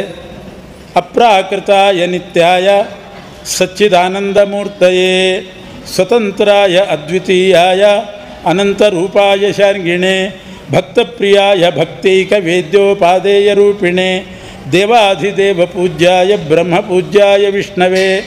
ಅಪ್ರಾಕೃತಕಾಯ ಭಕ್ತಪ್ರಿಯ ಅನಾದಿನಿತ್ಯ ಸಚ್ಚಿದಾನಂದಮೂರ್ತಿ ಸ್ವತಂತ್ರ ಅದ್ವಿತೀಯ ಅನಂತರೂಪಿ ಭಕ್ತೈಕ ವೇದ್ಯ ಅಂಥ ಶ್ರೀನಿವಾಸ ವೆಂಕಟಾಚಲವಾಸಿನೇ ಶ್ರೀನಿವಾಸಾಯ ಸಾಂಗೈ ಸರ್ವೈಶ್ಚ ವೇದಾದ್ಯೈ ರಾಗಮೈ ಸಪುರಾಣಕೈ ಅವೇದಿತಾನಂತ ಗುಣಕರ್ಮಣೆ. ಸಮಸ್ತ ವೇದ ಪುರಾಣ ಸಾಂಗ ಎಲ್ಲ ಅಂಗಗಳು ಎಲ್ಲ ಸೇರಿದರೂ ಕೂಡ ಅವನ ಗುಣಕರ್ಮ ಪೂರ್ತಿ ಅರ್ಥ ಮಾಡ್ಕೊಳ್ಳಿಕ್ಕಾಗೋದಿಲ್ಲ. ಅಂತಹ ಶ್ರೀಧರಾಯತೆ ಆಶೀರ್ವಾದಂ ಕರಿಷ್ಯಾಮಿ ಬಂಧುತ್ವಾತ್ತೇ ಸುರೋತ್ತಮ. ಬಾಂಧವ್ಯ ನಿಮಿತ್ತಕವಾಗಿ ಆಶೀರ್ವಾದ ಮಾಡ್ತೇನೆ ಅಂತ ಬರೆಸಿದರು. ಬರೆಸಿ ವೈಶಾಖ ಶುದ್ಧ ದಶಮಿ ಶುಕ್ರವಾರ ಶುಭ ದಿನದಲ್ಲಿ ನನ್ನ ಮಗಳನ್ನು ದಾನ ಮಾಡ್ತೇನೆ, ವಿವಾಹ ವಿಧಿಪೂರ್ವಕವಾಗಿ ಪ್ರಾಣಿಗ್ರಹಣ ಮಾಡಿ ದಾನ ಸ್ವೀಕಾರ ಮಾಡಬೇಕು ಅಂತ ಬರೆದು ಕಳಿಸಿದ. ಆಮೇಲೆ ಶುಕಾಚಾರ್ಯರು ಆ ಪತ್ರವನ್ನು ತಗೊಂಡು ವೆಂಕಟಾಚಲಕ್ಕೆ ಪ್ರಯಾಣ ಬೆಳೆಸಿದ್ದಾರೆ. ಆಕಾಶರಾಜ ಕರೆದು ಹೇಳ್ತಾನೆ, ಶ್ರೀನಿವಾಸ ಏನಾದರೂ ಮಾಡಿ ಈ ಕನ್ಯಾದಾನ ಸ್ವೀಕಾರಕ್ಕೆ ಒಪ್ಪಬೇಕು. ಅವನಿಗೆ ಎಷ್ಟು ಬೇಕಾದರೂ ಹಣ ಕೊಡ್ತೇನೆ ನಾನು, ನಿಮಗಲ್ಲ. ಇವ್ರಿಗೇನು ಬೇಕಾಗಿದೆ ಪಾಪ, ವಿರಕ್ತರು. ಅವನಿಗೆ ಶ್ರೀನಿವಾಸನಿಗೆ ಅಯುತಂ ಖರ್ವ ಲಕ್ಷಂ ವಾ ಕೋಟಿಂ ವಾ ಅರ್ಬುದಮೇವ ವಾ ದಾಸ್ಯಾಮಿ ದ್ರವ್ಯ ನಿಚಯಂ ನಾತ್ರ ಕಾರ್ಯ ವಿಚಾರಣ. ಆದ್ದರಿಂದ ಅವನು ಸ್ವೀಕಾರ ಮಾಡೋ ಹಾಗೆ ಮಾಡಿರಿ ಅಂತ ಹೇಳಿ ಕಳಿಸಿದ್ದಾರೆ. ಶುಕಾಚಾರ್ಯ ಬಂದು ಪತ್ರ ಕೊಟ್ಟರು. ಬರುವಾಗಲೇ ಇನ್ನು ಬಕುಲಾದೇವಿ ಅಲ್ಲೇ ಇದ್ದಾಳೆ, ಇನ್ನೂ ಬಂದೇ ಇಲ್ಲ ಬಕುಲಾದೇವಿ ಹೋದವರು. ಶುಕಾಚಾರ್ಯ ಬಂದು ಪತ್ರ ಕೊಟ್ಟರು. ಆ ಪತ್ರವನ್ನು ನೋಡಿ ಸಂತೋಷಪಟ್ಟು ತಾನೂ ಪತ್ರ ಬರೆದು ಕಳಿಸಿದ್ದಾನೆ. ಶುಕ್ರವಾರ ಬಂದು ನಾನು ಕನ್ಯಾದಾನ ಸ್ವೀಕಾರ ಮಾಡ್ತೇನೆ. ವರುಣದೇವರು ಹೇಗೆ ತನ್ನ ಮಗಳನ್ನು ಕೊಟ್ಟು ಕೀರ್ತಿವಂತರಾದರೋ, ಭಗೀರಥ ಗಂಗೆಯನ್ನು ಭೂಮಿಗಿಳಿಸಿ ಹೇಗೆ ಕೀರ್ತಿಶಾಲಿಯಾದನೋ, ನೀವು ಕೂಡ ನಿಮ್ಮ ಮಗಳನ್ನು ದಾನ ಮಾಡಿ ಕೀರ್ತಿಶಾಲಿಗಳಾಗಿರಿ ಅಂತ ಹೇಳಿ ಪತ್ರ ಬರೆದು ಕಳಿಸಿದ. ಶುಕಾಚಾರ್ಯ ಪತ್ರ ತಗೊಂಡು ಪುನಃ ಆಕಾಶರಾಜನ ಮನೆಗೆ ಬಂದಿದ್ದಾರೆ. ಆಮೇಲೆ ಬಂದಳು ಬಕುಲಾದೇವಿ. ಆಗ ಹೊರಟವಳು ಬಕುಲಾದೇವಿ ಬಂದು, ಶ್ರೀನಿವಾಸ ಅಂತೂ ಇಂತೂ ನಿನ್ನ ಕೆಲಸ ಮಾಡ್ಕೊಂಡು ಬಂದೆಪ್ಪ ಅಂದು. ಇವನೇ ಮಾಡ್ಕೊಂಡು ಬಂದದ್ದು ಎಲ್ಲ. ಅವಳು ಬಂದು ಅಂತೂ ಕೆಲಸ ಮಾಡ್ಕೊಂಡು ಬಂದೆ, ಆದರೆ ನಿನ್ನ ಅದೃಷ್ಟ ದೊಡ್ಡದು. ನಾನು ಹೋಗೋಕ್ಕೆ ಮುಂಚೆ 1 ಗಂಟೆ ಮುಂಚೆ ಯಾವುದೋ ಕೊರವಂಜಿ ಹೋಗಿ ಭವಿಷ್ಯ ಹೇಳಿತ್ತು, ಶ್ರೀನಿವಾಸನಿಗೆ ಕೊಟ್ಟು ಮದುವೆ ಮಾಡು ಅಂತ. ಅದರ ಬಲದಿಂದ ಈ ಕೆಲಸ ಆಗೋಯ್ತು ಅಂತಿದ್ದಾಳೆ. ಆ ಕೊರವಂಜಿ ಇವನು ಅನ್ನೋದು ಅವಳಿಗೆ ಗೊತ್ತಿಲ್ಲ ಬಕುಲಾದೇವಿಗೆ. ಇಷ್ಟೆಲ್ಲ ಹೇಳಿದ್ದು. ಆಮೇಲೆ ಶ್ರೀನಿವಾಸ ಹೇಳ್ತಾನೆ, ಇನ್ನೊಂದು ಸಲ ಹೋಗಿ ಬಾ ನೀನು ಅಂತಂದ. ಇನ್ನೊಂದು ಸಲ ಮದುವೆಗೆ ಹೋಗೋದು, ವೈಶಾಖ ಶುದ್ಧ ದಶಮಿ ಭೃಗುವಾರಕ್ಕೆ ಹೋಗೋದು ಅಲ್ಲ, ಈಗ ಒಂದು ಸಲ ಹೋಗಿ ಕ್ಯಾನ್ಸಲ್ ಮಾಡ್ಕೊಂಡು ಬಾ ಅಂದಂತೆ. ಏನು ಹುಚ್ಚಿಡಿತೋ ನಿನಗೆ, ಇಷ್ಟೆಲ್ಲ ಕಷ್ಟಪಟ್ಟು ಮದುವೆ ನಿಶ್ಚಯ ಮಾಡ್ಕೊಂಡು ಬಂದರೆ ಕ್ಯಾನ್ಸಲ್ ಮಾಡು ಅಂತಿದೆಯಲ್ಲ ಅಂತ. ಶ್ರೀನಿವಾಸ ಹೇಳ್ತಾನೆ, ಯಾಕೆಂದರೆ ಎಲ್ಲ ಸರಿ ಹೋಯಿತು, ಆದರೆ ಸೋಪಿ ಬಂಧು ಸಮೇತೋ ಧರಣೀಪತಿ. ಆಕಾಶರಾಜನಿಗೆ ಸಾವಿರಾರು ಜನ ಬಂಧುಗಳಿರ್ತಾರೆ. ನಮ್ಮನ್ನು ಎದುರುಗೊಳ್ಳಲಿಕ್ಕೆ ಅಂತ ಅವರು ಸಹಸ್ರಾರು ಸಂಖ್ಯೆಯಲ್ಲಿ ನಿಂತಾಗ ಇಲ್ಲಿಂದ ವರನ ಕಡೆಯವರು ಅಂತ ಯಾರು ಹೋಗ್ಬೇಕು ಹೇಳು? ನಾನು, ನೀನು, ಇನ್ಯಾರಿದ್ದಾರೆ ಈ ವೆಂಕಟಾಚಲದಲ್ಲಿ? ವರನ ಕಡೆಯವರು ಎಷ್ಟು ಘನತೆ ಗೌರವ, ಹೇಗೆ ಹೋಗಬೇಕು ವರನ ಕಡೆಯವರು? 50 ಜನ ಬರ್ತೇವೆ ಅಂತ ಹೇಳಿ ಅದಕ್ಕೊಂದು 0 ಸೇರಿಸಿ ಹೋಗಬೇಕು. ಆವಾಗ ಕನ್ಯಾಪಿತ ಫಜಿತಿಗೆ ಸಿಗಾಕೋಬೇಕು ನೋಡ್ರಿ. ಹಂಗಿರಬೇಕು ವರನ ಕಡೆಯವರು ಅಂದರೆ. ಅವನು ಅಷ್ಟು ಜನರನ್ನ ಗುಂಪು ಕಟ್ಟಿಕೊಂಡು ಎದುರುಗೊಳ್ಳಲಿಕ್ಕೆ ನಿಂತಾಗ ನಾವಿಬ್ಬರು ಹೋದರೆ ಏನು ಮರ್ಯಾದೆ ಅಂತಾನೆ. ಅದು ಅಷ್ಟೇ ತಾನೇ. ಸ್ಮರ ಬಂಧೂನ್ ಸುರಾನ್ ಸರ್ವಾನ್, ನಿನಗೇನು ಬಂಧುಗಳು ಕಡಿಮೆ, ತ್ರೈಲೋಕ್ಯ ಕುಟುಂಬಿ ನೀನು, ಎಲ್ಲ ನಿನ್ನ ಬಂಧುಗಳನ್ನು ಒಂದು ಸಲ ಸ್ಮರಣೆ ಮಾಡು, ಎಲ್ಲ ಬರ್ತಾರೆ ಅಂತಂದಾಗ ಶೇಷದೇವರನ್ನು ಮತ್ತು ರುದ್ರದೇವರನ್ನ ಮೊದಲು ಇವ್ರನ್ನ ಸ್ಮರಣೆ ಮಾಡಿದ. ಗರುಡನ್ನು ಶೇಷ ವಿಯಚ್ಚರವು, ಗರುಡ ಶೇಷರು ಬಂದರು. ಗರುಡದೇವರಿಗೆ ಅವ್ರನ್ನ ಕರೆದು ಅವ್ರ ಕೈಯಲ್ಲಿ ಒಂದು ಪತ್ರ ಬರೆದು ಕೊಟ್ಟು, ನೀನು ಸತ್ಯಲೋಕಕ್ಕೆ ಹೋಗಿ ಬ್ರಹ್ಮದೇವರನ್ನ ಕರ್ಕೊಂಡು ಬರಬೇಕು. ಬ್ರಹ್ಮದೇವ್ರನ್ನ ಒಬ್ಬರನ್ನೇ ಅಲ್ಲ, ಇಡೀ ಸಪತ್ನೀಕ ಸಪರಿವಾರ ಎಲ್ಲರನ್ನೂ ಸೇರಿಸಿ ಕರ್ಕೊಂಡು ಬರಬೇಕು. ಈಗ ನಮಗೆ ಮುಖ್ಯ ಜನಸಂಖ್ಯೆ ಬೇಕಾಗಿದೆ, ಜನ ಬೇಕು, ಅದಕ್ಕೋಸ್ಕರ ಎಲ್ಲರನ್ನೂ ಕರ್ಕೊಂಡು ಬರಬೇಕು. ಗರುಡನ್ನು ಅಲ್ಲಿ ಕಳಿಸಿ ಶೇಷದೇವರನ್ನು ಕೈಲಾಸಕ್ಕೆ ಕಳಿಸಿದಂತೆ. ರುದ್ರದೇವರನ್ನೆಲ್ಲ ಅವರು ಅವರ ಪರಿವಾರ ಎಲ್ಲರನ್ನೂ ಕರ್ಕೊಂಡು ಬಾ ಅಂತ ಗರುಡದೇವರು ಪತ್ರ ತಂದು ಬ್ರಹ್ಮದೇವರಿಗೆ ಕೊಟ್ಟರು. ಬ್ರಹ್ಮದೇವರು ಪತ್ರ ಓದಿ ಭೇರಿನಾದ ಮಾಡಿಸಿದ್ರಂತೆ. ಎಲ್ಲ ಕಡೆ ನಗಾರಿ ಹೊಡಿಸಿದರು. ಎಲ್ಲರೂ ಭೂಲೋಕಕ್ಕೆ ತಯಾರಾಗಬೇಕು. ಶ್ರೀನಿವಾಸ ನಮ್ಮ ತಂದೆ ಪದ್ಮಾವತಿಯನ್ನು ಮದುವೆ ಮಾಡಿಕೊಳ್ತಿದ್ದಾನೆ, ಆ ವೈಭವ ನೋಡಲಿಕ್ಕೆ ಎಲ್ಲರೂ ಕೂಡ ಭೂಲೋಕಕ್ಕೆ ತಯಾರಾಗಿರಿ ಅಂತ ಇಡೀ ಸತ್ಯಲೋಕದ ತುಂಬ ಭೇರಿನಾದ ಆಯಿತು. ಅವರೆಲ್ಲ ಸತ್ಯಲೋಕದ ಪ್ರಜೆಗಳು ಬ್ರಹ್ಮದೇವರ ಮನೆಗೆ ಬಂದರಂತೆ. ಬ್ರಹ್ಮದೇವ್ರಿಗೆ ನಾನು ಭೇರಿನಾದ ಮಾಡಿಸಿದ್ದು ಭೂಲೋಕಕ್ಕೆ ಹೋಗ್ರಿ ಅಂತ ಮಾಡಿಸಿದರೆ ನನ್ನ ಮನೆಗೆ ಯಾಕರೋ ಬಂದ್ರಿ ಅಂತ ಕೇಳ್ತಾರೆ. ಇಲ್ಲ, ಭೂಲೋಕಕ್ಕೆ ಹೋಗ್ತೀವಿ, ವಾರ್ಷಿಕಂ ದೇಹಿ ರಾಜೇಂದ್ರ, 1 ವರ್ಷದ ಸಂಬಳ ಅಡ್ವಾನ್ಸ್ ಆಗಿ ಕೊಡು ಅಂತ ಬಂದರು. ಇದು ಒಳ್ಳೆ ಕಥೆ ಆಯ್ತಲ್ಲ. 1 ವರ್ಷದ ಸಂಬಳ ಒಬ್ಬೊಬ್ಬರಿಗೆ ಅಡ್ವಾನ್ಸ್ ಆಗಿ ಕೊಡಬೇಕಂತ. ಯಾಕ್ರು ಅಂತಂದರೆ ನಾವೀಗ ಭೂಲೋಕದ ಮದುವೆಗೆ ಹೋಗ್ತಿದ್ದೀವಿ, ಯಾವುದೋ ಲೋಕ ಅಲ್ಲ, ನಾವು ಸತ್ಯಲೋಕದವರು, ಮೇಲಿನ ಲೋಕದವರು. ಭೂಲೋಕದ ಮದುವೆಗೆ ಹೋಗ್ತೀವಿ. ಭೂಲೋಕದವರು ಎಂಥ ಬಟ್ಟೆ ಉಡ್ತಾರೆ, ಏನು ಫ್ಯಾಷನ್ ಮಾಡ್ಕೋತಾರೆ, ಎಷ್ಟು ಅಲಂಕಾರ ಮಾಡ್ಕೊಂಡಿರ್ತಾರೆ. ನಾವು ಸತ್ಯಲೋಕದವರು ಅಂತ ಇಲ್ಲಿಂದ ಹೋದಾಗ ಅವರನ್ನು ಮೀರಿಸಿ ಅಲಂಕಾರ ಮಾಡ್ಕೋಬೇಕು. ಅವ್ರು ಏನೇನೋ ಫ್ಯಾಷನ್ನು ಬಟ್ಟೆ ಅದೆಲ್ಲ ಮೀರಿಸಿ ನಾವು ಮಾಡ್ಕೋಬೇಕು. ಆದ್ದರಿಂದ ಆ ವೈಭವಕ್ಕೋಸ್ಕರ ನಮಗೆ ಕನಿಷ್ಠ ಪಕ್ಷ 1 ವರ್ಷದ ಸಂಬಳ ಬೇಕು. ಇಲ್ದಿದ್ರೆ ನಾವು ಕಳಪೆ ಅಂತ ಅನಿಸ್ಕೋತೀವಿ. ಸತ್ಯಲೋಕದವರಂತ ಹೆಂಗಿದ್ದಾರೆ ನೋಡ್ರಿ ಅಂತಂದ್ರೆ ಏನು. ಆದ್ದರಿಂದ ಅವರನ್ನು ಮೀರಿಸಿ ನಾವು ಭೂಷಣಗಳು, ನಾನಾ ಥರದ ಭೂಷಣ, ಏನೇನು ಭೂಷಣಗಳು ಬಂದಿದೆ, ಏನು ಕಥೆ ಅಂದಾಗ ಬ್ರಹ್ಮದೇವರು ಸ್ಯಾಂಕ್ಷನ್ ಮಾಡಿದ್ರಂತ. ಹೌದೌದು, ನಿಜ, ಸತ್ಯಲೋಕದವರು ಅಂದ್ರೆ ಆ ಘನತೆ ಬೇಕು. ಎಲ್ರಿಗೂ ಒಂದೊಂದು ಇದು ಸಂಬಳ ಕೊಟ್ಟುಬಿಡಿ. 1 ವರ್ಷದ ಸಂಬಳ ತೊಗೊಂಡು ನಾನಾ ವಿಧವಾದ ರಥಗಳು, ನಾನಾ ವಿಧವಾದ ವಾಹನ, ಭೂಷಣಾನಿಚ ವಸ್ತ್ರಾಣಿ ರತ್ನಾನಿ ವಿವಿಧಾನಿಚ ಎಲ್ಲ ತಯಾರು ಮಾಡಿಕೊಂಡು ಜನ ಸಿದ್ಧರಾದರು. 3 ಮಂದಿ ಹೆಂಡಂದರು, ಬೇಗ ತಯಾರಾಗ್ರಿ ಅಂತಂದರು. ಅವರು ಬೇಗ ತಯಾರಾಗ್ರಿ ಅಂತಾನೆ ಬ್ರಹ್ಮ. 3 ಜನ ಇದ್ದೀರಿ, ಬೇಗ ಬೇಗ ರೆಡಿ ಆಗಿರಿ. ನೀವು ಮೊದಲು ರೆಡಿ ಆಗಿರಿ ಅಂದ್ರೆ ಅವ್ರು, ನಿಮಗೆ 4 ತಲೆ, ನಮಗೆ ಒಂದೊಂದೇ ತಲೆ. 4 ತಲೆಗೆ ಶೃಂಗಾರ ಮಾಡ್ಕೋಬೇಕಲ್ಲ ನೀವು, ನಿಮಗೆ ಜಾಸ್ತಿ ಹೊತ್ತು ಹಿಡಿತಿದೆ, ನೀವು ಬೇಗ ಮಾಡ್ಕೊಳ್ರಿ. ಆಯಿತು ಅಂಥೇಳಿ ಒಂದು ತಲೆಗೆ ಕಿರೀಟ ಇಟ್ಕೊಂಡಂತೆ, ಇನ್ನೊಂದು ತಲೆಗೆ ಕೆಂಪು ವಸ್ತ್ರ ರುಮಾಲು, ಇನ್ನೊಂದಕ್ಕೆ ಟೋಪಿ, ಹೀಗೆ ನಾನಾ ವಿಧವಾದ ಅಲಂಕಾರಗಳನ್ನು ಮಾಡಿಕೊಂಡು ಬ್ರಹ್ಮದೇವರು ಸರಸ್ವತಿ, ಸಾವಿತ್ರಿ, ಗಾಯತ್ರಿಯನ್ನು ಕರ್ಕೊಂಡು ಭೂಲೋಕಕ್ಕೆ ಬಂದಿದ್ದಾರೆ. ಅವರು ಹೊರಟದ್ದು ನೋಡಿ ಎಲ್ಲ ಏನೋ ವೈಭವ, ಕಟ್ಟಿಕೋಲು, ಶ್ವೇತಛತ್ರ, ಅದೆಲ್ಲ ನಾನಾ ವಿಧವಾದ ವಾದ್ಯ ಆ ಸಮೇತವಾಗಿ ಹೊರಟಿದ್ದಾರೆ.